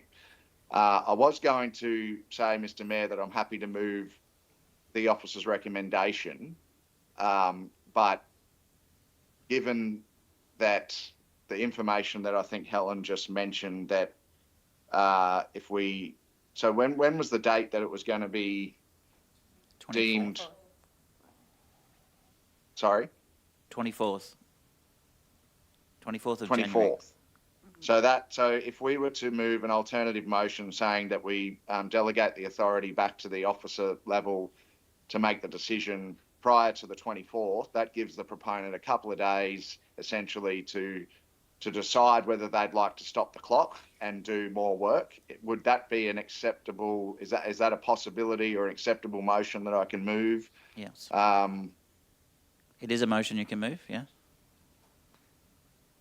Yeah, Is so, that what you and want on the provision that should that the proponent not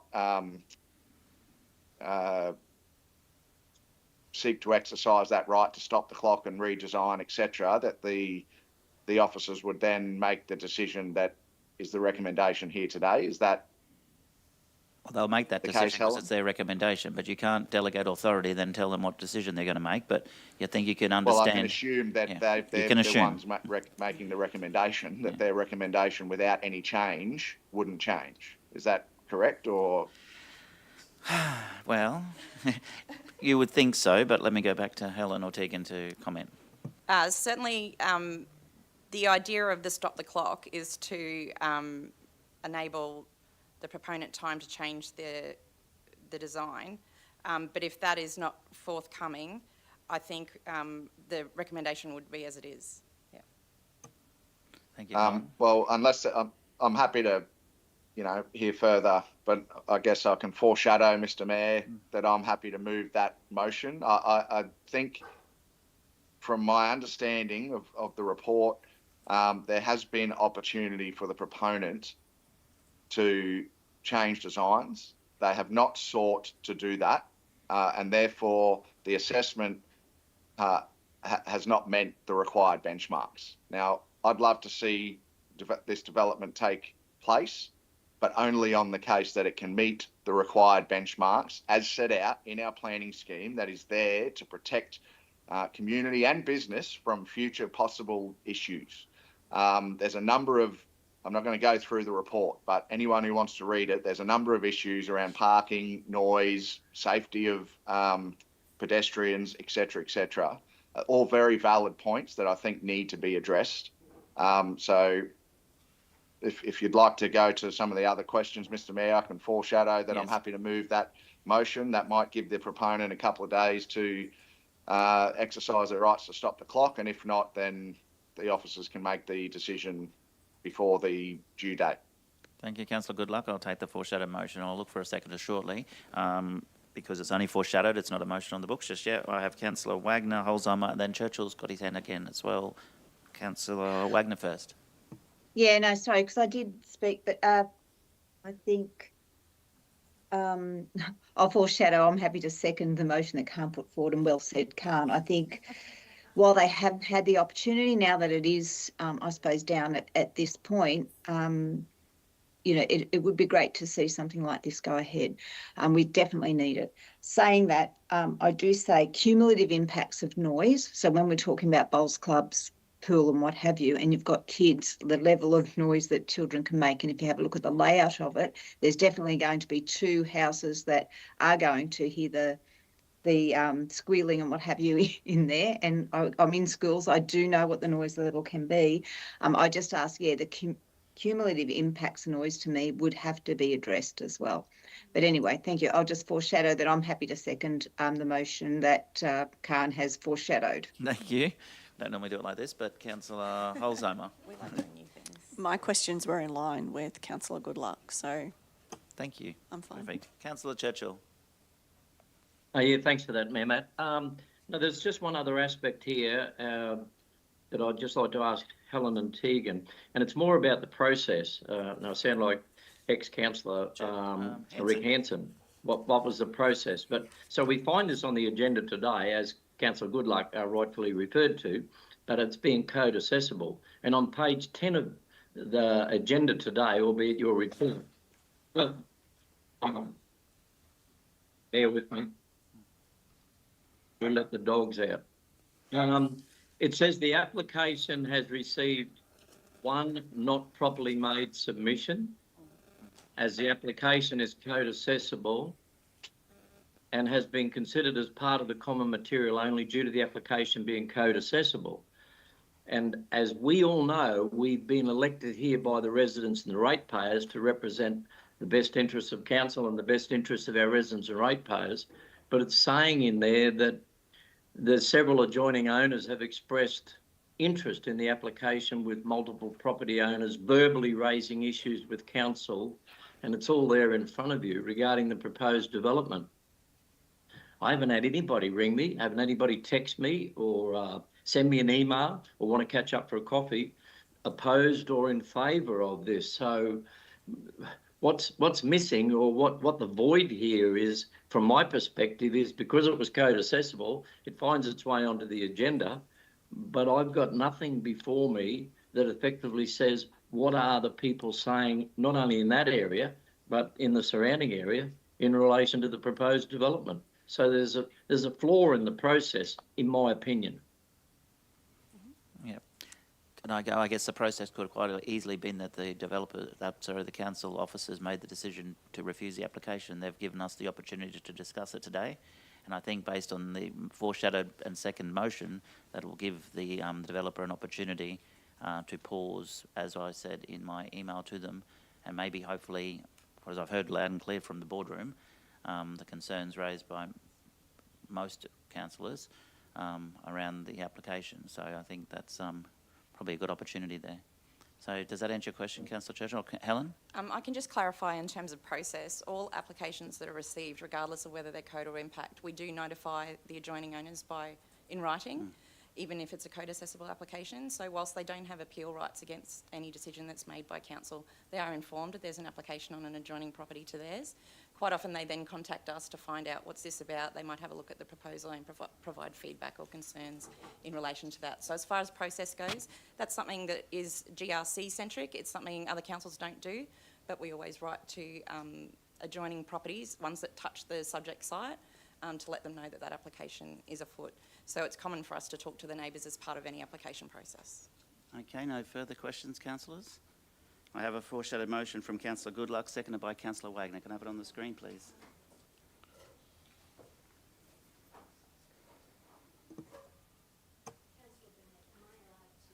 No, sorry. Yeah, I would love for that very much, but that's just not how it happens, unfortunately.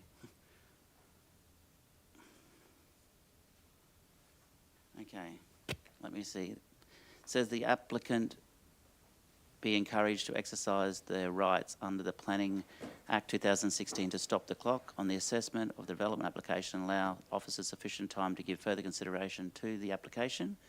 Helen, are you happy with that to be the other way around? Yeah, absolutely. Sorry, Mr. Mayor, if I could perhaps... Yes, please. Can you read change some of the wording just so that the messaging is clear. That section to allow officers... Yeah, that part that you just got rid of there. Can we the other bit's got to go clear first. That this is an opportunity for the applicant to ensure the application meets the required benchmarks or planning scheme requirements? I just want to make sure that messaging is clear. It's not just for our officers have considered it. From what I understand, it's not meeting the required benchmarks. And I think to our community, it is important that development approvals meet those required benchmarks. Or if there's a more appropriate terminology there, Helen, that we could put in place, I'm happy to put that there, but I want to approve the application if it meets the planning scheme requirements. That is important to our community. Never seen us do a decision like this before ever, but I'm getting there. The decision for a material change of use of childcare centre located at that address be determined by the officers in accordance with their delegated authority, and the applicant be encouraged to exercise their rights under the Planning Act to stop the clock on the assessment development application. The date will happen, it's the 24th. It's an applicant-driven process, so, and they're certainly here today, so I'm just not sure on the value of point 2. Yeah, unfortunately we can't. On the assessment of development application, I don't know that all of that point 2 is necessary. Yeah, Kanda, do you need point 2 in? It's your motion, not mine. Well, look, I'm sure they've got the message. So if you want to remove point 2, we can remove point 2. Yeah, I'm happy with just point 1. The opportunity will be there to exercise the rights to stop the clock, and hopefully, do whatever's necessary to ensure we meet those benchmarks and that planning scheme requirements, and then hopefully we might be able to consider the application again in the not too distant future. That's right. Okay, thank you. Sorry, Lisa, what are you saying? Mr. Mayor, Nicholas has his hand up. I'm not sure whether I see Nick. to invite someone. I thought you were looking at Helen. I thought I was going to go to Nick. Nick, before we put that motion, did you have something you would like to say, please? Thank you, Mayor and councillors. I just wanted to point out, with respect to the stop the clock, just so that everyone's aware, the guidance material for the development assessment rules requires that at least 2 business days are held in balance when you stop the clock. So what that effectively means is there's 3 balance days left, Wednesday, Thursday, Friday, for us to make the decision. The guidance material says you need to have at least 2 balance days left. So they'd have to stop the clock by tomorrow in order to have further decision or extend the decision-making period if they wish to have further consideration by council officers in accordance with the guidance material for the DA rules. Thank you, Nick.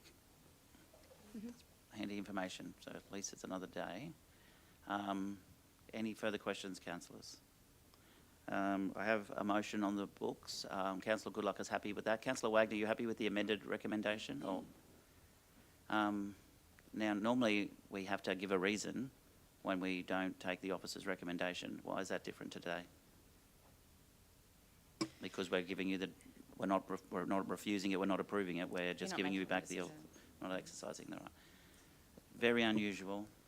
You're right. But yes, yeah. I think the outcome that what I hear from the councillors in the room and the officers is that we would like to see a childcare centre approved on that site. Majority is what I've heard. However, that they're not necessarily happy with some of the addressing the situation, and mostly around car parking things. I'm hearing that gives the developer another day to maybe address those. Otherwise, it looks like you would be refusing it under your delegated authority. It looks like it. We're not going to assume what you would do. I'm going to put the motion now. Moved and seconded. All in favour? Motion's carried.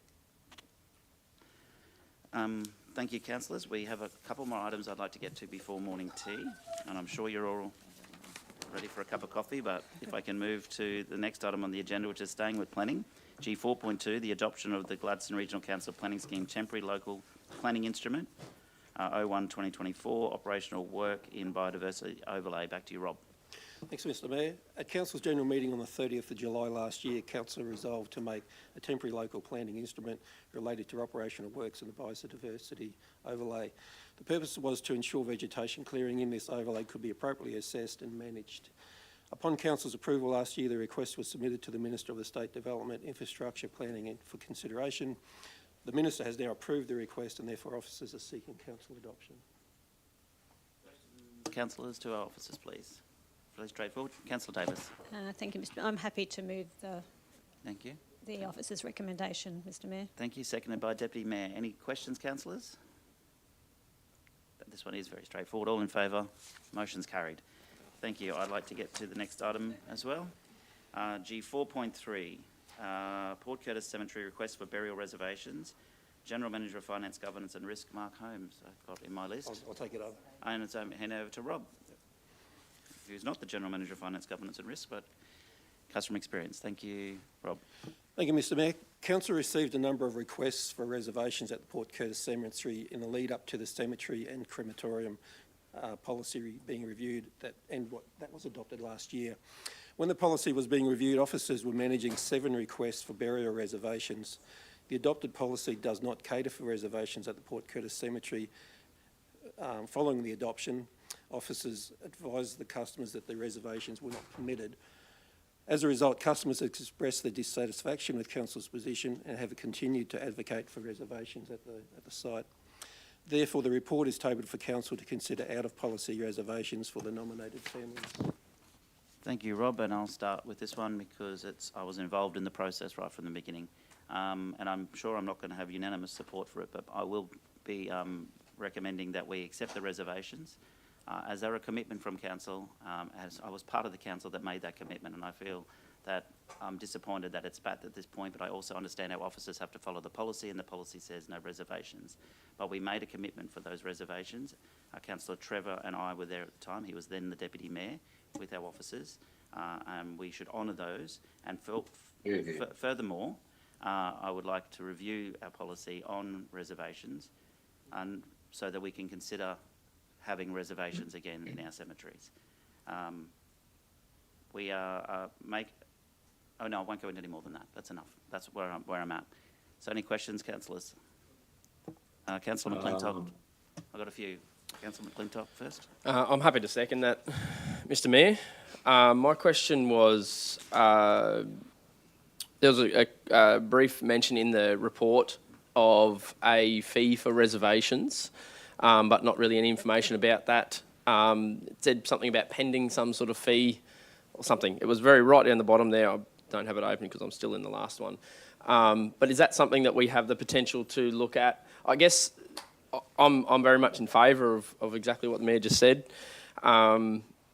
The concern, I guess, if you were to remove yourself from this is that everyone just puts their name in the hat and we've got, 100 people who all just want to keep a patch of grass, which I do understand why, and there's a lot of reasons for that, but we would very quickly not have room for everybody. So we need some kind of way to make sure that those who are reserving it are I guess, doing so out of a strong desire for a reason. Does that make sense? Like I appreciate in this report there's some brief understanding of to some of the context to some of these reservations, and I really do appreciate that. And I guess I want to make sure that we don't open the floodgates to people just putting a name on a bit of grass for the sake of it, but we keep it within the bounds of reason. And one of the ways that I can see that actually out working, my question is around the legalities or what that looks like as to whether there was a fee system or what that would potentially or could potentially look like to make sure that those that are doing so can by choice, but also not necessarily to make it impossible to do by anybody, but leaves that option there for people who really desire to have that space set aside. Is there a... Yeah. So it would be difficult to set a fee or charge specifically for these. Our fees and charges schedule does include a fee for reservation, and we would look at a review of those fees as part of the policy review. So we have a policy that says we have no reservations, but we have a fee in place for people who reserve. That's correct. We take reservations at some of our sites. Yes. And just to clarify, if I may, Mr Mayor, we've never taken reservations at Port Curtis Cemetery in the history of the facility as far as our records indicate. So, yeah, there was a mixture. Some facilities we are able to accommodate. What's that fee look like currently? Do we have that? I'll have to take that on notice and look it up. It is quite low in comparison to other councils. And I'm not looking to impose a fee necessarily on these. It's not really specific to this thing we're talking about here, but I'm just trying to think bigger picture to what we'd potentially open the floodgates to, and I want to make sure that we've got something in place to make sure that this is effective in what we want it to do. And I think that would be part of the review of the Yep. policy, if that would be the Great. time to do that. These are quite a limited number of requests that have been received during a period of time Yeah. where the policy was Cool. under review. Thank you. Thank you, Mr. Mayor. I acknowledge that this is a very sensitive issue to some people, especially those ones that are obviously advocating very much so to be able to make a reservation.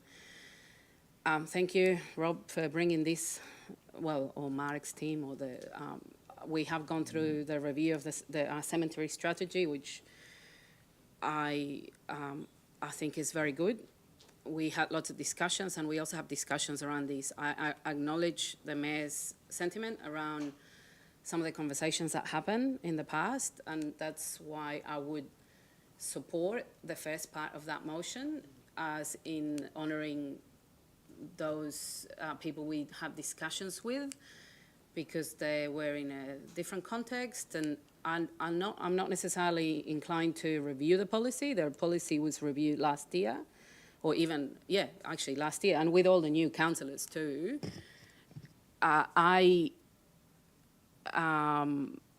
There is, in some places where we do accept reservations, this is purely because there is no space.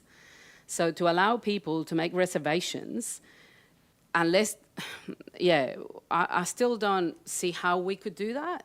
At the end of the day, I can just put my name in there, and then that's stopping someone else that will pass away before I do, potentially, to not be able to have a space.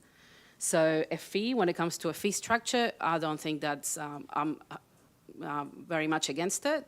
I don't agree with that a reservation should be afforded to those ones that can pay, especially when it's a public facility, of course. If there was a private cemetery operations, that's not a problem. The person that wants to use this service can choose to go elsewhere to be put to rest at the end of their lives. I understand that some people have been buried in some of these places before. It is very sensitive. We will not be able to make everyone happy, but at the end of the day, we don't have unlimited spaces in some of these facilities.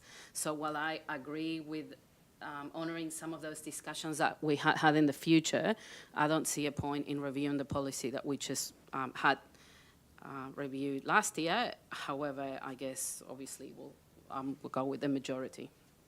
Thank you, Councillor Muscat. I got Councillor Wagner, Churchill and Goodluck, and maybe some in the room as well. Councillor Wagner first. All right, so showing as number 2, I might have upstaged Khan here. So, look, thank you very much. Motion 3, look, I'm really supportive of that one because, I don't know, I suppose, I'm not a practicing Catholic, but I was raised one, and I think it's important that you have the option of being buried with your family to that. And if this is about the fact that that particular cemetery is nearly at capacity, then I think maybe we do need to have a look at, where we head in the future. And also, I like the idea that was raised by Councillor McClintock in terms of a fee. It is in place in other councils, and I think if we could review the policy and have a look at that, that would, I suppose, stop people that, like Natalia Councillor Muscat has raised in terms of just, wanting a plot and not, I suppose, putting the money there to reserve it. I think that there would be at least a good system. So that's all I want to say. Thank you, Councillor Wagner. Councillor Churchill, I think, then good luck. I probably got the numbers around wrong. That's just how I saw it. No, I think Councillor Goodluck's before me. I'll honour him. He's sitting up at number 1. Thank you. I can just see yellow lines. I can't see numbers from way back here. Yeah, I know. Well, that doesn't make any difference. That blurs them all more. Actually, Khan, you look a lot better now. As you were. I think I'd Thank you, Mr Mayor. Thanks, Councillor Churchill. I think I dropped out for a second there, but I'm happy to support the motion. I think a review of the policy, this is one of those, I understand there's a cost to managing these facilities. They are expensive. I think from memory, and I'm happy to stand corrected, the average cost to council of a burial site is about $8,000, and I think the charges are about $3.5, or something along those lines. It might be slightly different, but I do think it's expensive to be buried, and that's why I think something like 70 or 80% of funerals actually, or people choose to be cremated nowadays. It's rising, but for those that might have had a child or a partner who's passed away, that's a really, really powerful and emotional connection to want to be next to that person when your time comes. And so I do think in this particular instance, it will mean that council's got to do more work and more planning at the front end to make sure we've got capacity as that continues. But I do think that this is one of those examples where you have to put people before the business. It's just a powerful thing. And if I was in that position, I would want that opportunity, and that the peace of mind that might come to someone through that would be immeasurable. Whereas we can always measure dollars on a profit and loss statement. So I think this is one of those things where I do support the Mayor's motion and a review of the policy. I think it's a small thing, but it will mean so much to the small number of people. And on the same token, I do think that cremations will continue to rise as a percentage of how people choose to go. So I think it's manageable from a council perspective, and I'm happy to support the Mayor's motion and the review of the policy. Thank you, Councillor Goodluck. Councillor Churchill, then Patrick. Yeah, thanks very much, Mayor Matt. I'm very pleased and I'm very proud that the policy has been brought back for a review.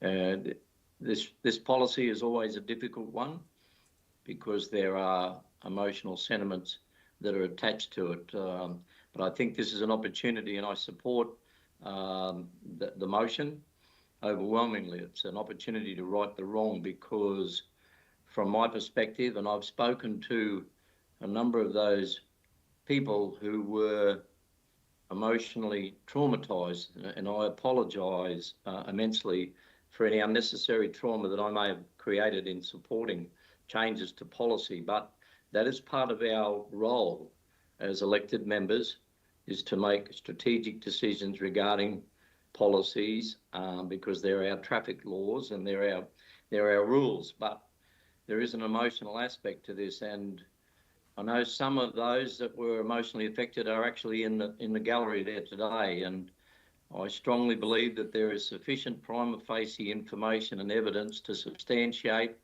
that there was explicit in-principle agreements given in good faith between the parties.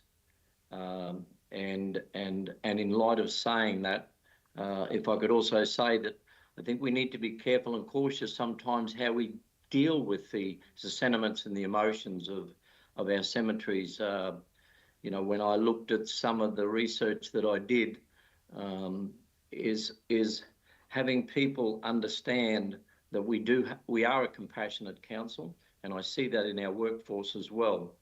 And as far as I'm concerned today, I think we need to overwhelmingly support the motion, but at the same time, let's have a look at the policy again on the basis of saying those that were originally in principle agreements that were given in good faith, let's fulfil that as good human beings, and then appropriately put a policy in place that allows a good governance going forward to make sure that everybody is clearly aware and clearly understands what we are endeavouring to do with whatever that new policy will be.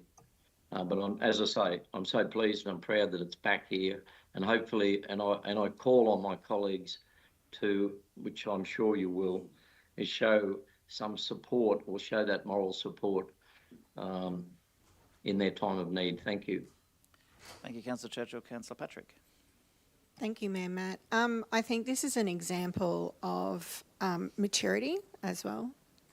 Being elected as a new councillor, you're overwhelmed with a lot of decisions very quickly and learning the business. There's more than 40 businesses within council, and this decision was made very early in after we were elected into these roles. And for me, I too want to apologise for any grief that I have caused anyone with the decision.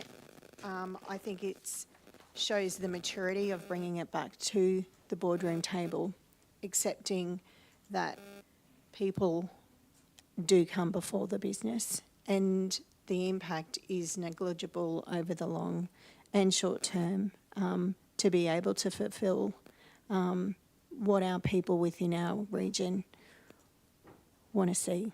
So with that, I would support the motion as well.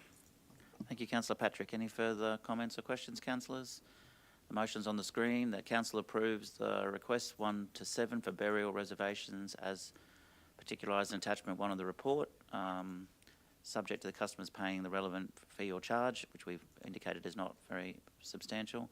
A review be undertaken of the cemetery and crematorium policy with the intent of reviewing council's position on reservations, and a further report be presented to council.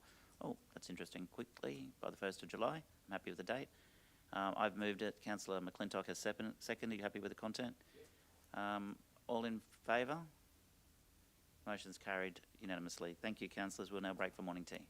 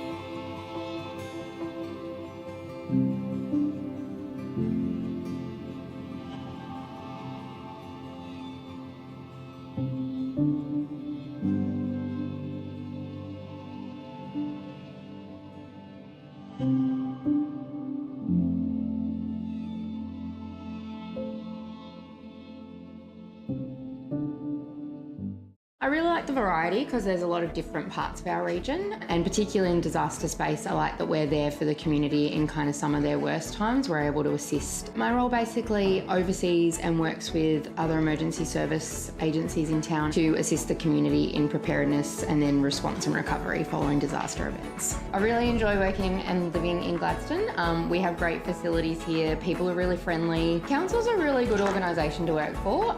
Everyone's really committed to the community. I mean, we're all residents. We want to see what's best for the community happening. I do quite a few sports in town, so use a lot of our sporting facilities, as well as involved in the community theatre space, so getting to use the GECC, which we're really lucky to have. I do the community musicals, so we've done, I've been involved in Anything Goes, Legally Blonde, Carrie, and then also do foster caring through GPAWS, which is one of the animal rescue groups. Emma Catlin, Disaster Response Specialist for Gladstone Regional Council.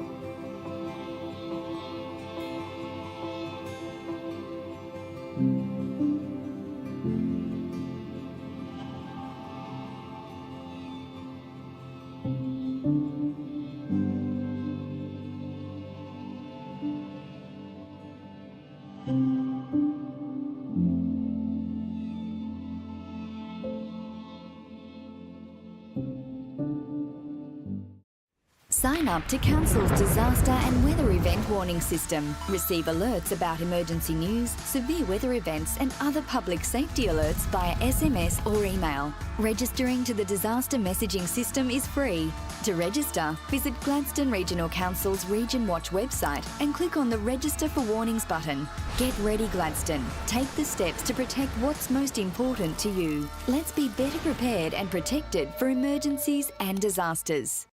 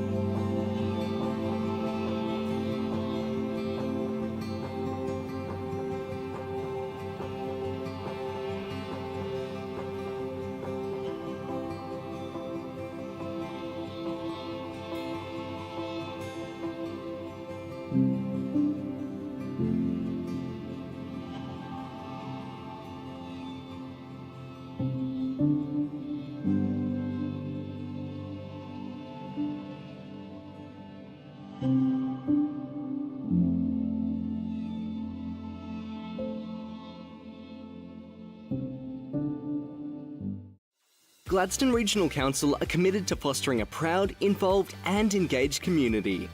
The Gladstone Regional Council Community Investment Program provides financial support to local community initiatives, projects and events which promote community connections, regional enhancements, community celebrations and community education. For more information on the Community Investment Program, visit gladstone.qld.gov.au. Gladstone Regional Council. Connect, innovate, diversify.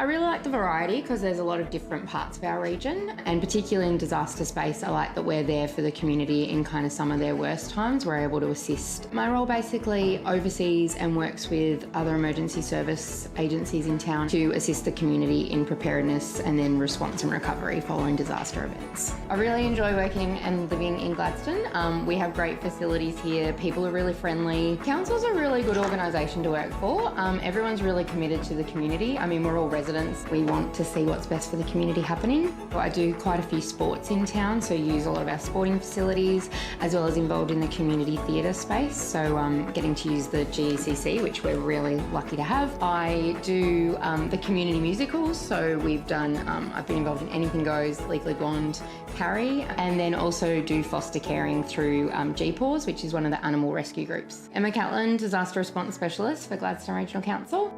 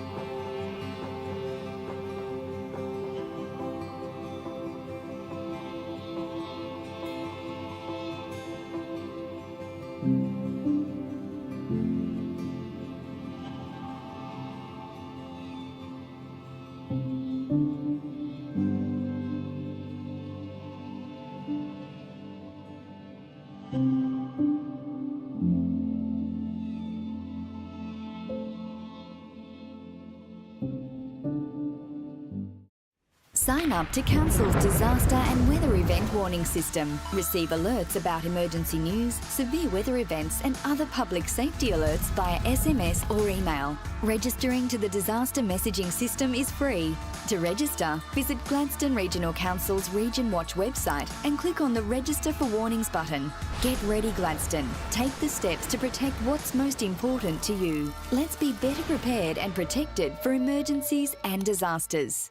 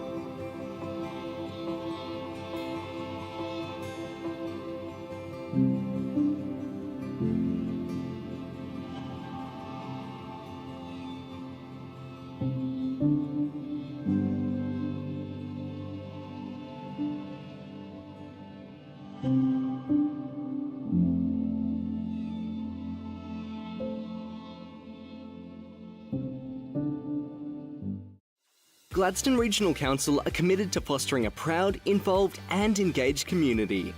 The Gladstone Regional Council Community Investment Program provides financial support to local community initiatives, projects and events which promote community connections, regional enhancements, community celebrations and community education. For more information on the Community Investment Program, visit gladstone.qld.gov.au. Gladstone Regional Council. Connect, innovate, diversify.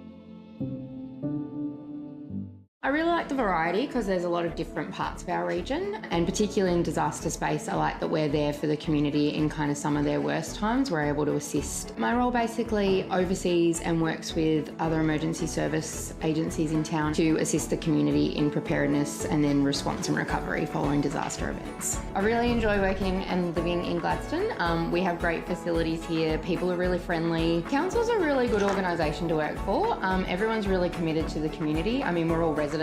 We want to see what's best for the community happening. I do quite a few sports in town, so use a lot of our sporting facilities, as well as involved in the community theatre space, so getting to use the GECC, which we're really lucky to have. I do the community musicals, so we've done, I've been involved in Anything Goes, Legally Blonde, Carrie, and then also do foster caring through GPAWS, which is one of the animal rescue groups. Emma Catlin, Disaster Response Specialist for Gladstone.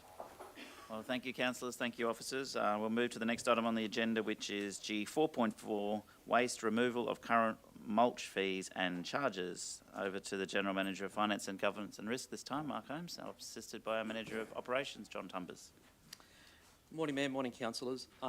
This item is to consider a temporary change to your 24-25 fees and charges with respect to those mulch sale fees and loading of mulch fees at both Bunaraby Landfill and Gladstone Waste Transfer Station.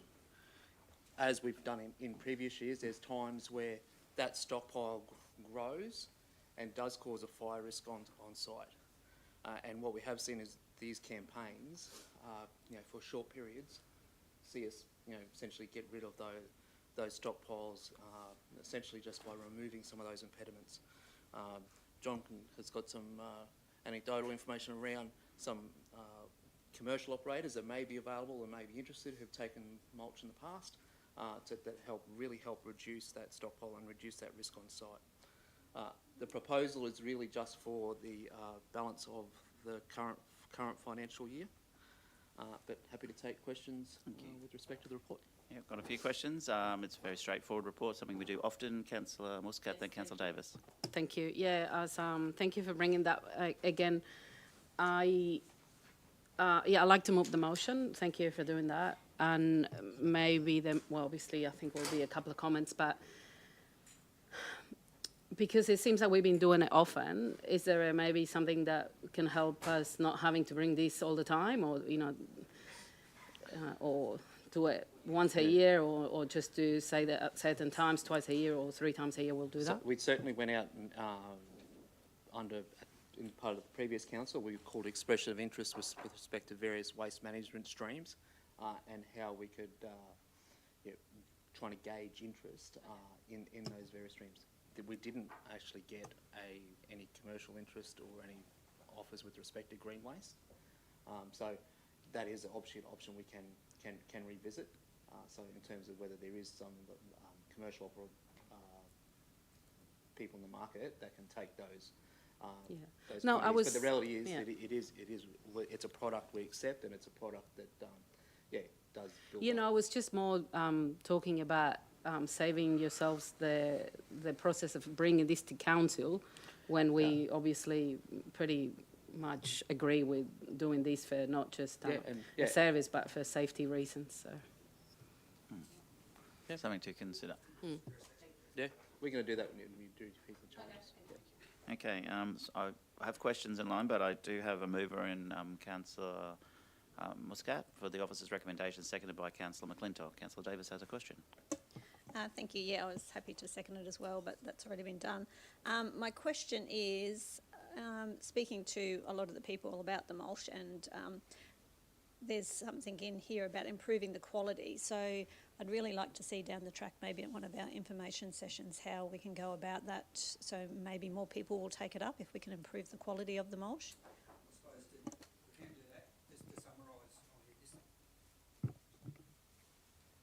To summarise, we'd have to actually process the mulch, so you're removing, the noxious weeds and the foreign materials from the mulch, and setting up that process. It's come a long way.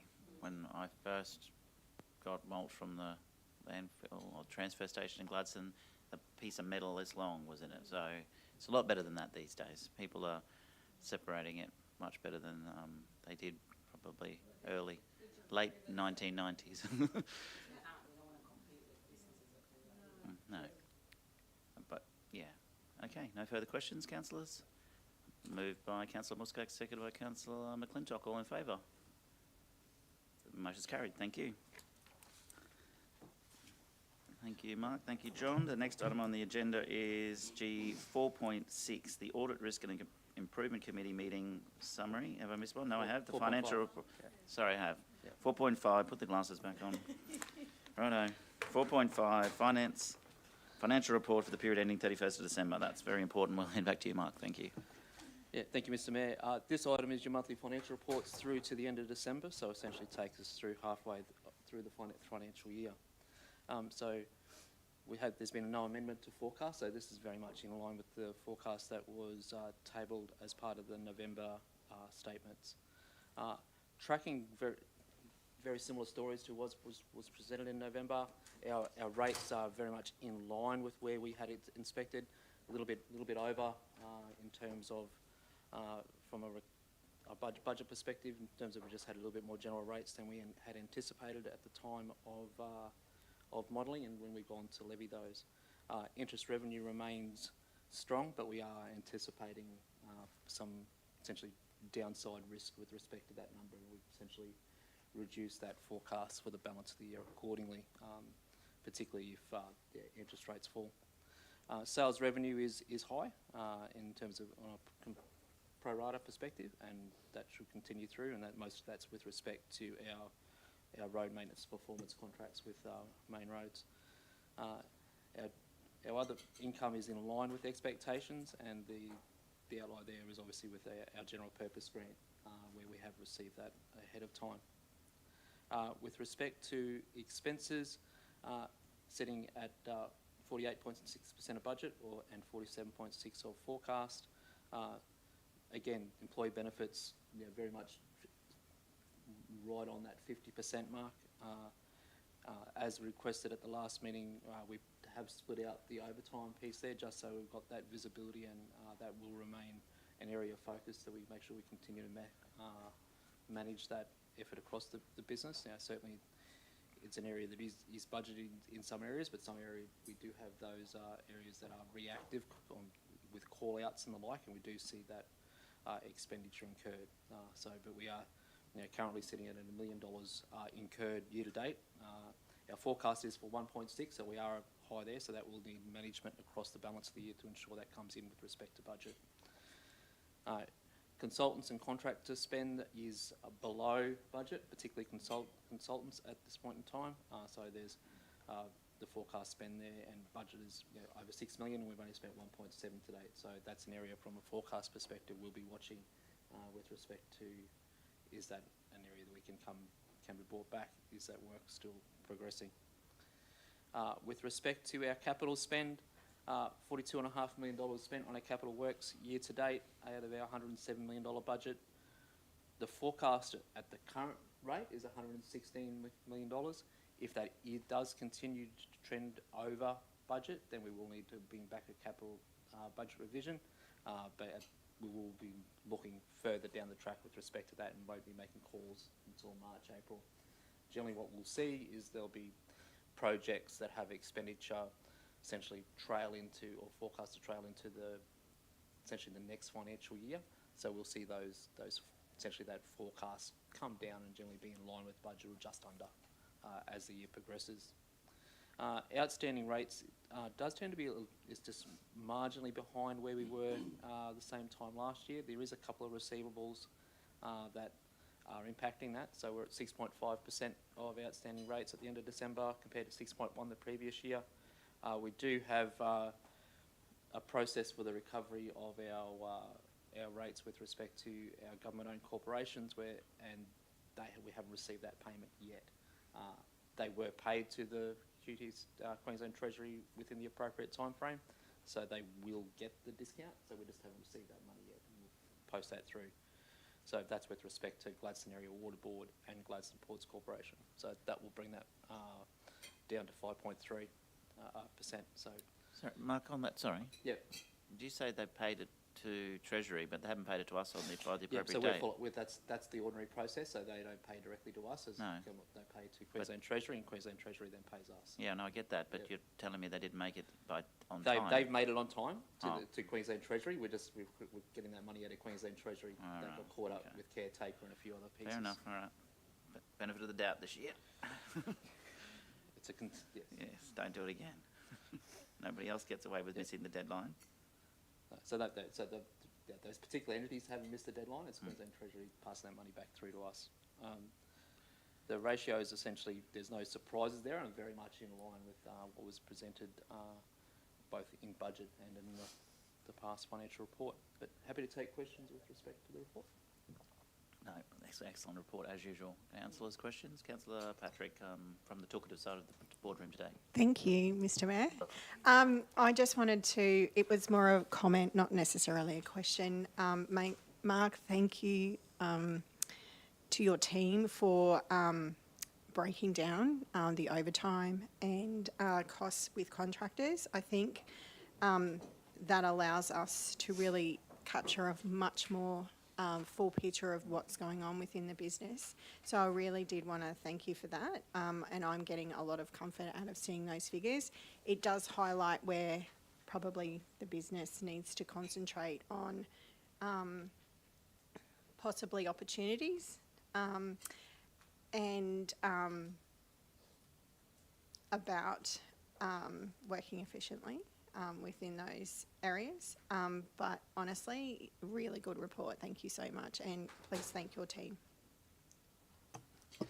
Thank you. Councillor Wagner.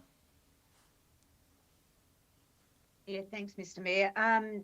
Mark, just page 42, capital revenue. Sorry, page 42, page capital revenue. Yep. I'm not sure what page it's on, sorry. 42. I haven't got it in front of me. Yeah, it is 42. I'm just wondering, the forecast is down $9 million, but I couldn't see commentary on that as to what was budgeted. Can you explain that one? Probably going to be the timing with respect to some of those receipts. So we're seeing some of those capital projects, listen, that we are grant funded slip out into the essentially the next financial year. So it really is a timing difference with respect to that one. It's not the fact that we haven't received that money, it's more the timing difference with respect to those projects, because we can only recognise the income when we do the work or plan. So essentially that's recognising that. All right, so I would see that come through as a plus next year. Would that be fair? Yeah. Well, you would, hopefully we budgeted in time. There's obviously been some, and we've had essentially the change in timing with respect to Boyne Aquatic Centre, for instance. Some of those revenues that would have been associated with that grant income will be recognised in 25-26, not 24-25. Okay, I have a second question. It relates to, I notice each month, and while it's interesting, I'm just wondering, why do we do the outstanding rates per suburb? Like, what does that actually tell us? It was a particular request from councillors. I'm happy if so we've added that in. If it's not adding value, happy to remove that. It was just to see if there was distress in a certain suburb. If it was highlighted more in one part of the region than others in terms of paying rates. Like if one area had 500 or 600 ratepayers that were behind, and the average was 50 to 100, it would give you a message. If councillors don't need that data, we can drop it out. It's up to, it's just I think information. While it's nice to have, I just think it's still more keystrokes and more work. And I just wonder, like I live in a suburb where there's some distinct differences in, I suppose, the value of the properties and the land and the whole lot. And I'm not sure, and I'm in one of those ones where, say, I'm impacted by insurance because there's a fair bit of, when you're looking statistically, crime happening in a certain part. It's a huge suburb. But yet I haven't had an issue in my particular area. And I'm just wondering, like, someone's had to still put this together. And when I looked at it, I thought, well, it's nice to have. I'm not sure it actually gives us any real insight into anything. That's all. Yep. That's just a comment. No, fair enough. But you know, give the officers list you know, like to do. I think I'd like to see more commentary on different things rather than, yeah, this one to me is not telling me too much, but that might be just me. But thank you. Thank you. We can take that on notice, and if councillors want to drop it out, we can. I don't think we need a resolution to drop it out, but certainly something we can talk about afterwards. Obviously, the less data that you get, that's less that the officers have to do with this sort of stuff. As long as we're getting the data we need, that's important. And if we don't need it, we don't want them to record it. Councillor Davis. Thank you, Mr. Mayor. Thanks, Mark. Just got a quick question. On page 47, we've got a graph there about outstanding rates and charges. So we've got pensioners there at 4.4%. Is that including the payment plans? That would be all rates. Yeah, that would include payment plans. Yeah, okay. So if rates are outstanding. Yeah, I just hate to see the pensioners miss their discount and stuff like that. So I was just seeing what we had in place to work with them, that's all. Yeah. Okay. Where's the rest of your team, Mark? I almost guarantee that most pensioners are on the ball in terms of getting their discount or getting on a plan and paying them off. Yep. Okay, no further questions? Can I have a mover for the officer's recommendation, please? Thank you, Councillor Davis. Councillor Patrick. Sorry, Councillor Churchill, I'll get you next time. All in favour? Carried. Thank you. Let's move to 4.6, which is Audit, Risk and Improvement Committee meeting summary, 4th of December. Back to you, Mark. Thank you, Mr. Mayor. This item is essentially a summary of our Audit, Risk and Improvement Committee from the 4th of December. It was essentially the last meeting we had with our previous Chair, Stephen Coates, and external member, Sandra Collins. And then we had, at that meeting, we also had as observers the oncoming external members there as well. The report did the meeting did go through a number of the external audit issues that were raised, and they're highlighted there within the report under item 5. There was also the essentially the internal audit, particularly the discussion around the payroll audit that was presented there. But happy to take particular questions with respect to the report. The councillors would obviously have access to the report through Docs on Tap and to see the full papers. Thank you. Mark, any questions? No questions? Councillor Wagner. Yeah, one is, look, thank you, comprehensive, well done. And I just wanted to extend a very big thank you because I have been in some of the meetings with Stephen and Sandra. Having them depart, you know, it's pretty sad, but we've got some new blood in there, and that should take us to the next, I suppose, take us forward. But look, I think that, yeah, thank you to those is probably in order at this time. And yeah, the report's great. Thank you. Thank you, Councillor Wagner. Any further questions? Can I get a mover for the officer's recommendation? I'm looking for a Churchy. There he is, Councillor Churchill. Seconded Councillor Muscat. All in favour? Thank you, it's carried. Righto, we'll move to the next item, which is 4.7 on ARIC again. Adoption of the ARIC Terms of Reference and repeal of ARIC policy. Thank you, Mr. Mayor. One of the items that was discussed as through the consultation process with respect to this policy was our current Audit Risk and Improvement Committee policy. It was discussed with ARIC and whether there was a need for that policy to exist. What the committee is seeking is certainly making sure that there is clear terms of reference with respect to what we're asking that committee to do and how it's outworking its charter and ensuring that oversight of council operations and providing that independent assessment of our performance. Essentially the thoughts and feelings of that group, and certainly what is essentially best practice within essentially local government is not necessarily to have a policy with respect to that, but just have a formal terms of reference. So the proposal is to adopt a terms of reference that is tabled as attachment 1, and essentially then repeal the existing policy that was there as 2020-15. Okay. Any questions? I don't sit on ARIC very often, only attend as ex officio, but I like the idea of a policy more so, but that's okay. I take the advice from the committee that they would like a terms of reference and that it is very common practice around the state. So, Mr. Mayor, I'll just add that moving forward, practice is more going to that now throughout Queensland. So, as you probably are aware, so it's just simplifying it. It's not changing per se the outcomes that audit and risk can have or get. Just, yeah, making it simpler. Yeah, all right. Convinced me. Can I get a mover for the officer's recommendation? Thank you, Deputy Mayor. Seconded, Councillor Holzheimer. All in favour? And we're carried. Thank you. Thank you, Mark. G4.8 is our First Nations activity report, and I'll hand over to the General Manager of Community and Lifestyle, Kylie Lee, ably assisted by Bri Jansen.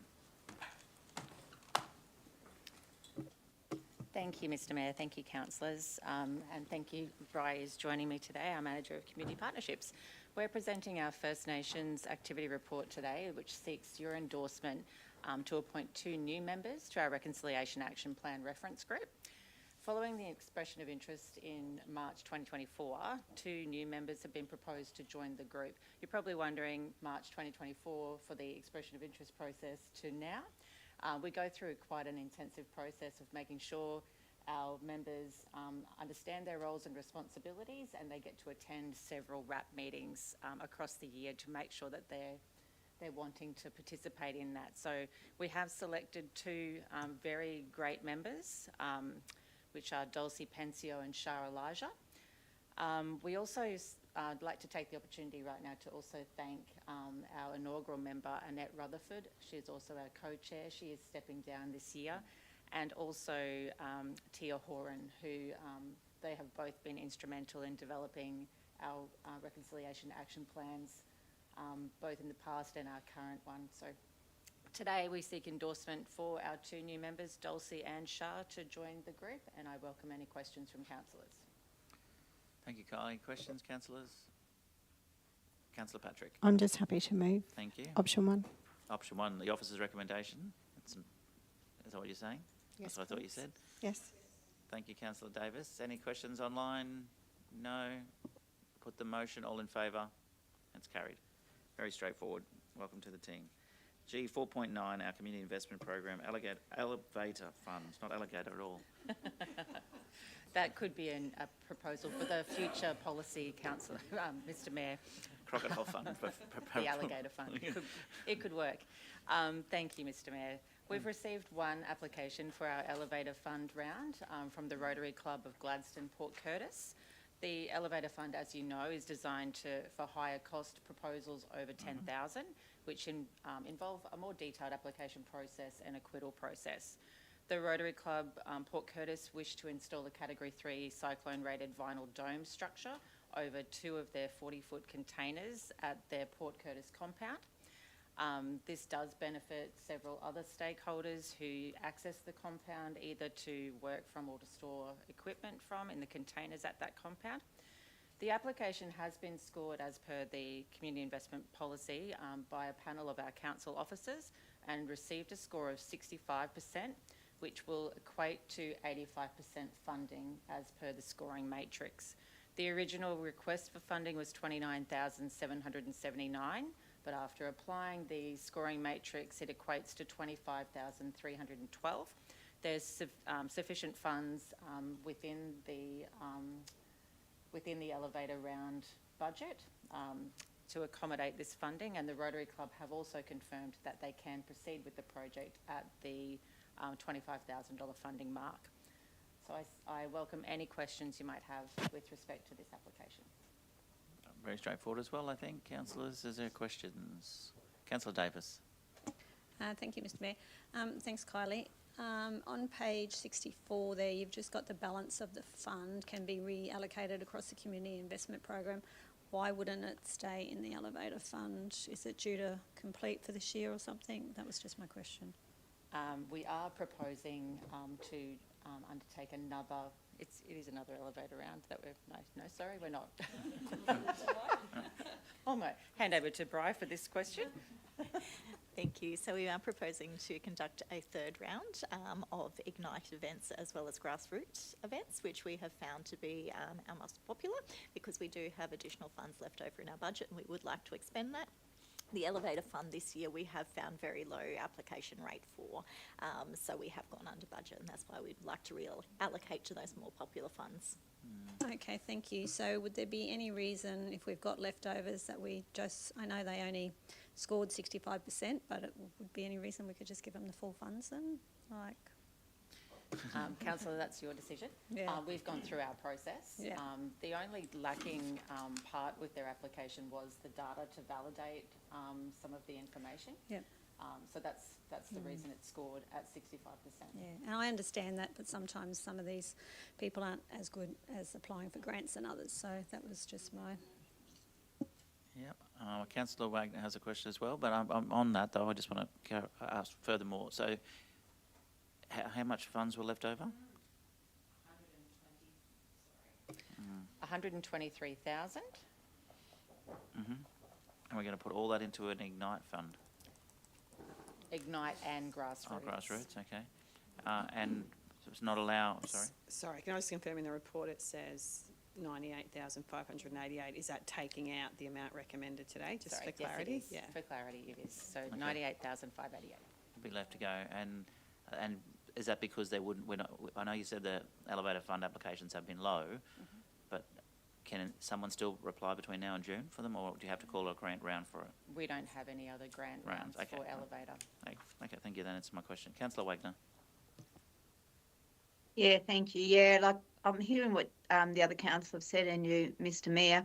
I mean, I still think we have to, whatever the policy is, whether we agree with it or not, we're obviously reviewing, we probably have to be consistent with that in the 65%. The question I had was, if we keep getting these ones and their percentages lower because they're not, I suppose, providing the data or the support or what have you, because they have made some comments and you have referred to those in it, in the actual report, saying that, you know, they didn't provide, I suppose, the evidence of, you know, the other support. It's all pretty much just hearsay.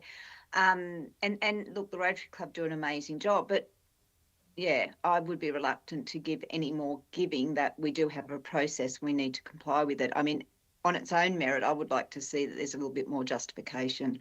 But saying that, they do a great job, and I do get that, you know, there is a need for this. So just needed to make that comment.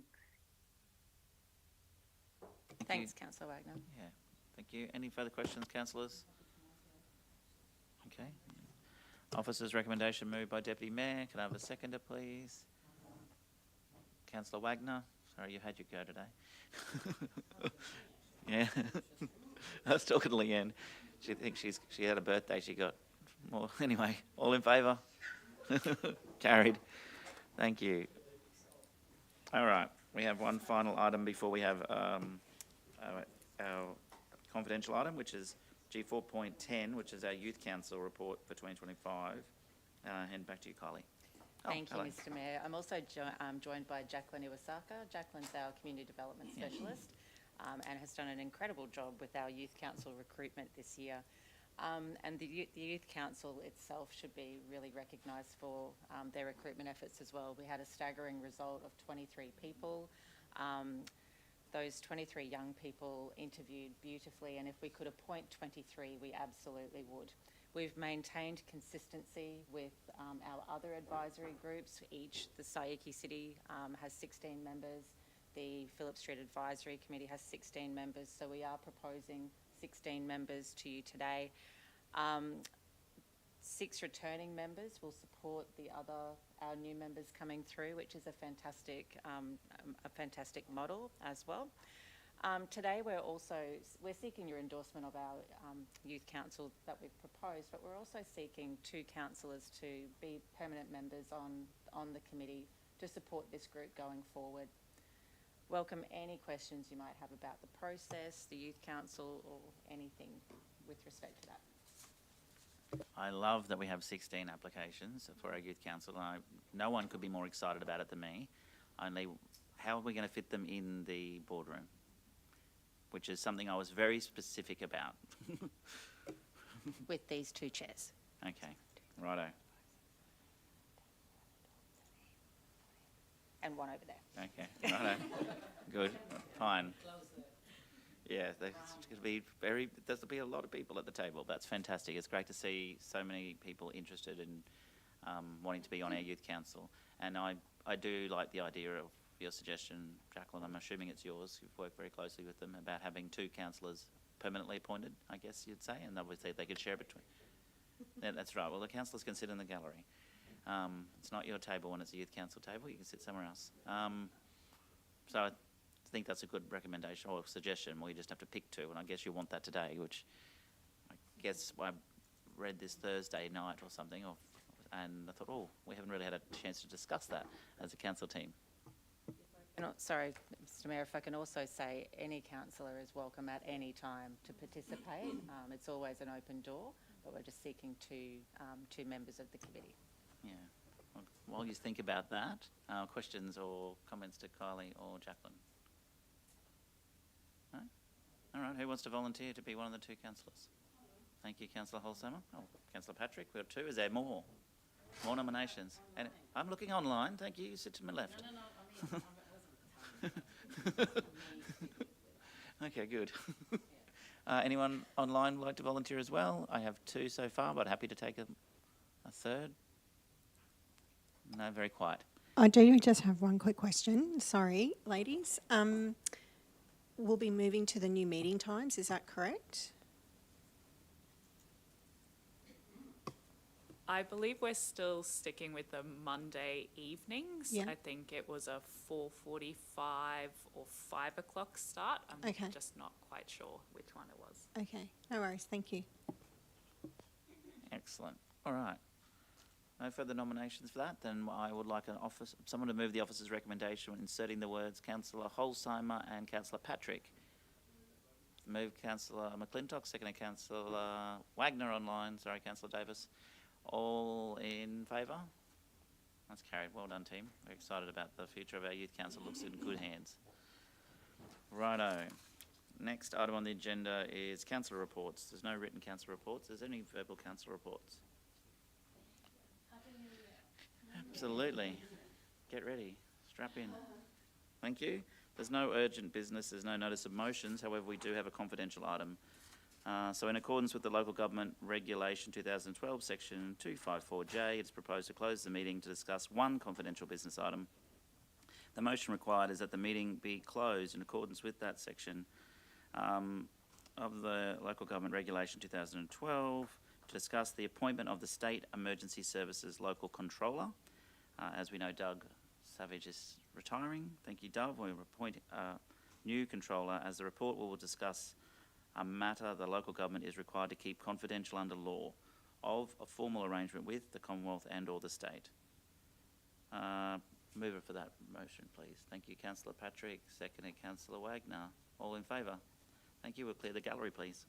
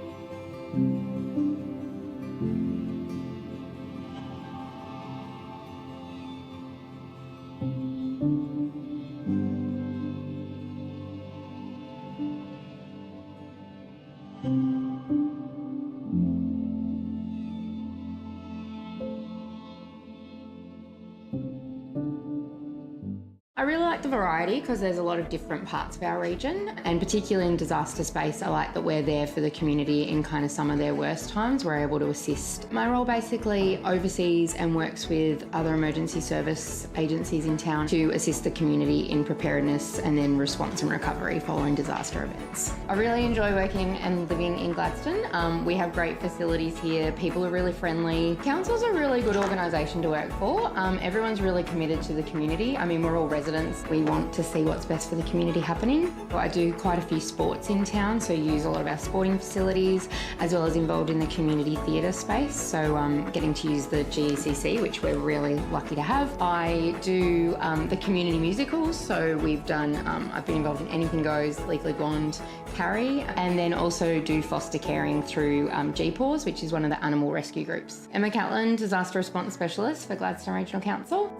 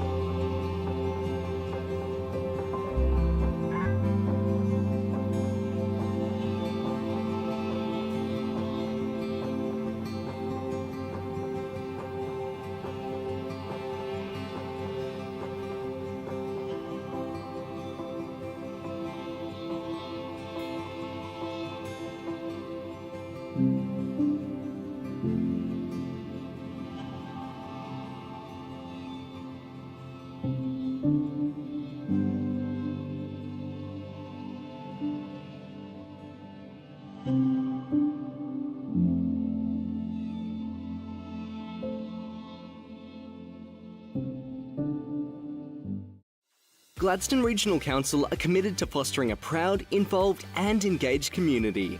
The Gladstone Regional Council Community Investment Program provides financial support to local community initiatives, projects and events which promote community connections, regional enhancements, community celebrations and community education. For more information on the Community Investment Program, visit gladstone.qld.gov.au. Gladstone Regional Council. Connect, innovate, diversify.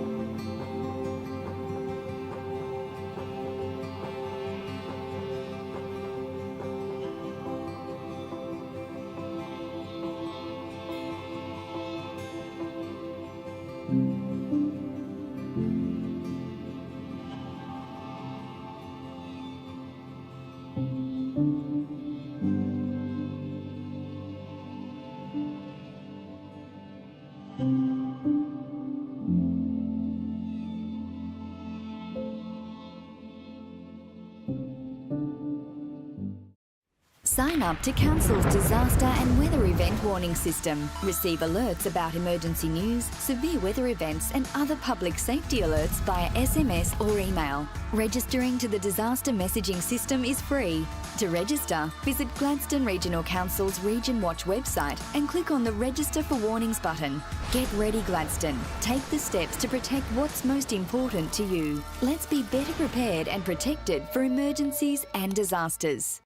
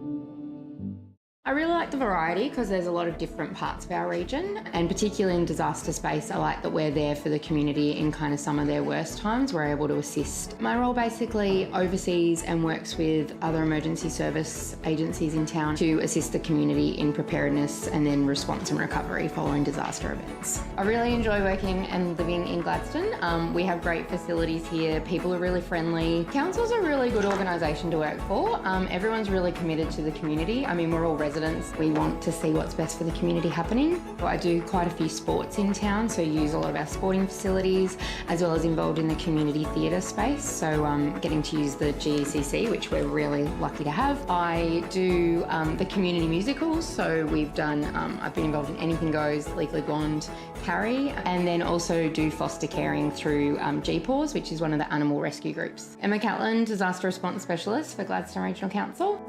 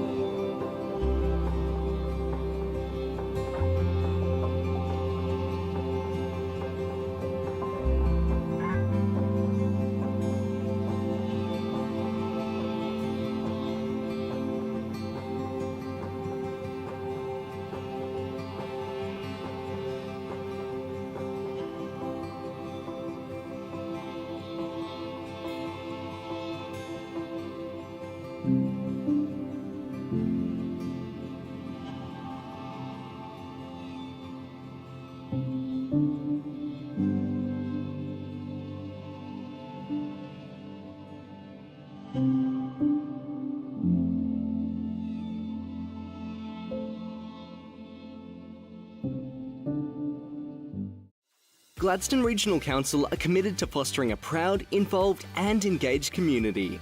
The Gladstone Regional Council Community Investment Program provides financial support to local community initiatives, projects and events which promote community connections, regional enhancements, community celebrations and community education.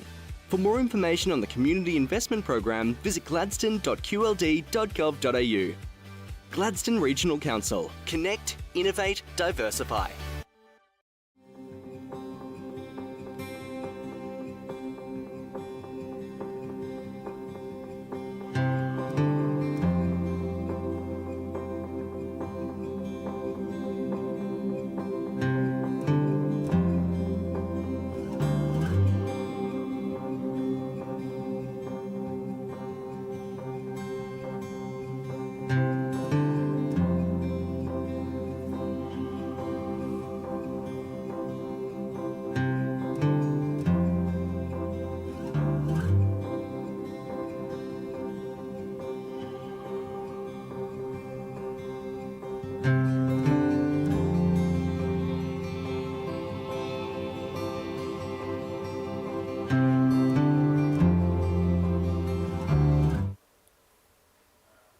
Welcome back, councillors, and thank you for those watching online. We had the one confidential item, and the agenda item 8.1 is the appointment of the State Emergency Services SES Local Controller, and the officer's recommendation is that council endorse the recruitment panel's recommendation and nominate the successful candidate to be appointed as local controller. Can I have a mover, please? Thank you, Councillor McClintock, and I'm going to get a seconder, please. Councillor Davis, yes? All in favour? Carried. Thank you. I can't see Councillor Churchill's hand because there it is. All in favour? Thank you, carried. And I declare the meeting closed at 12:17.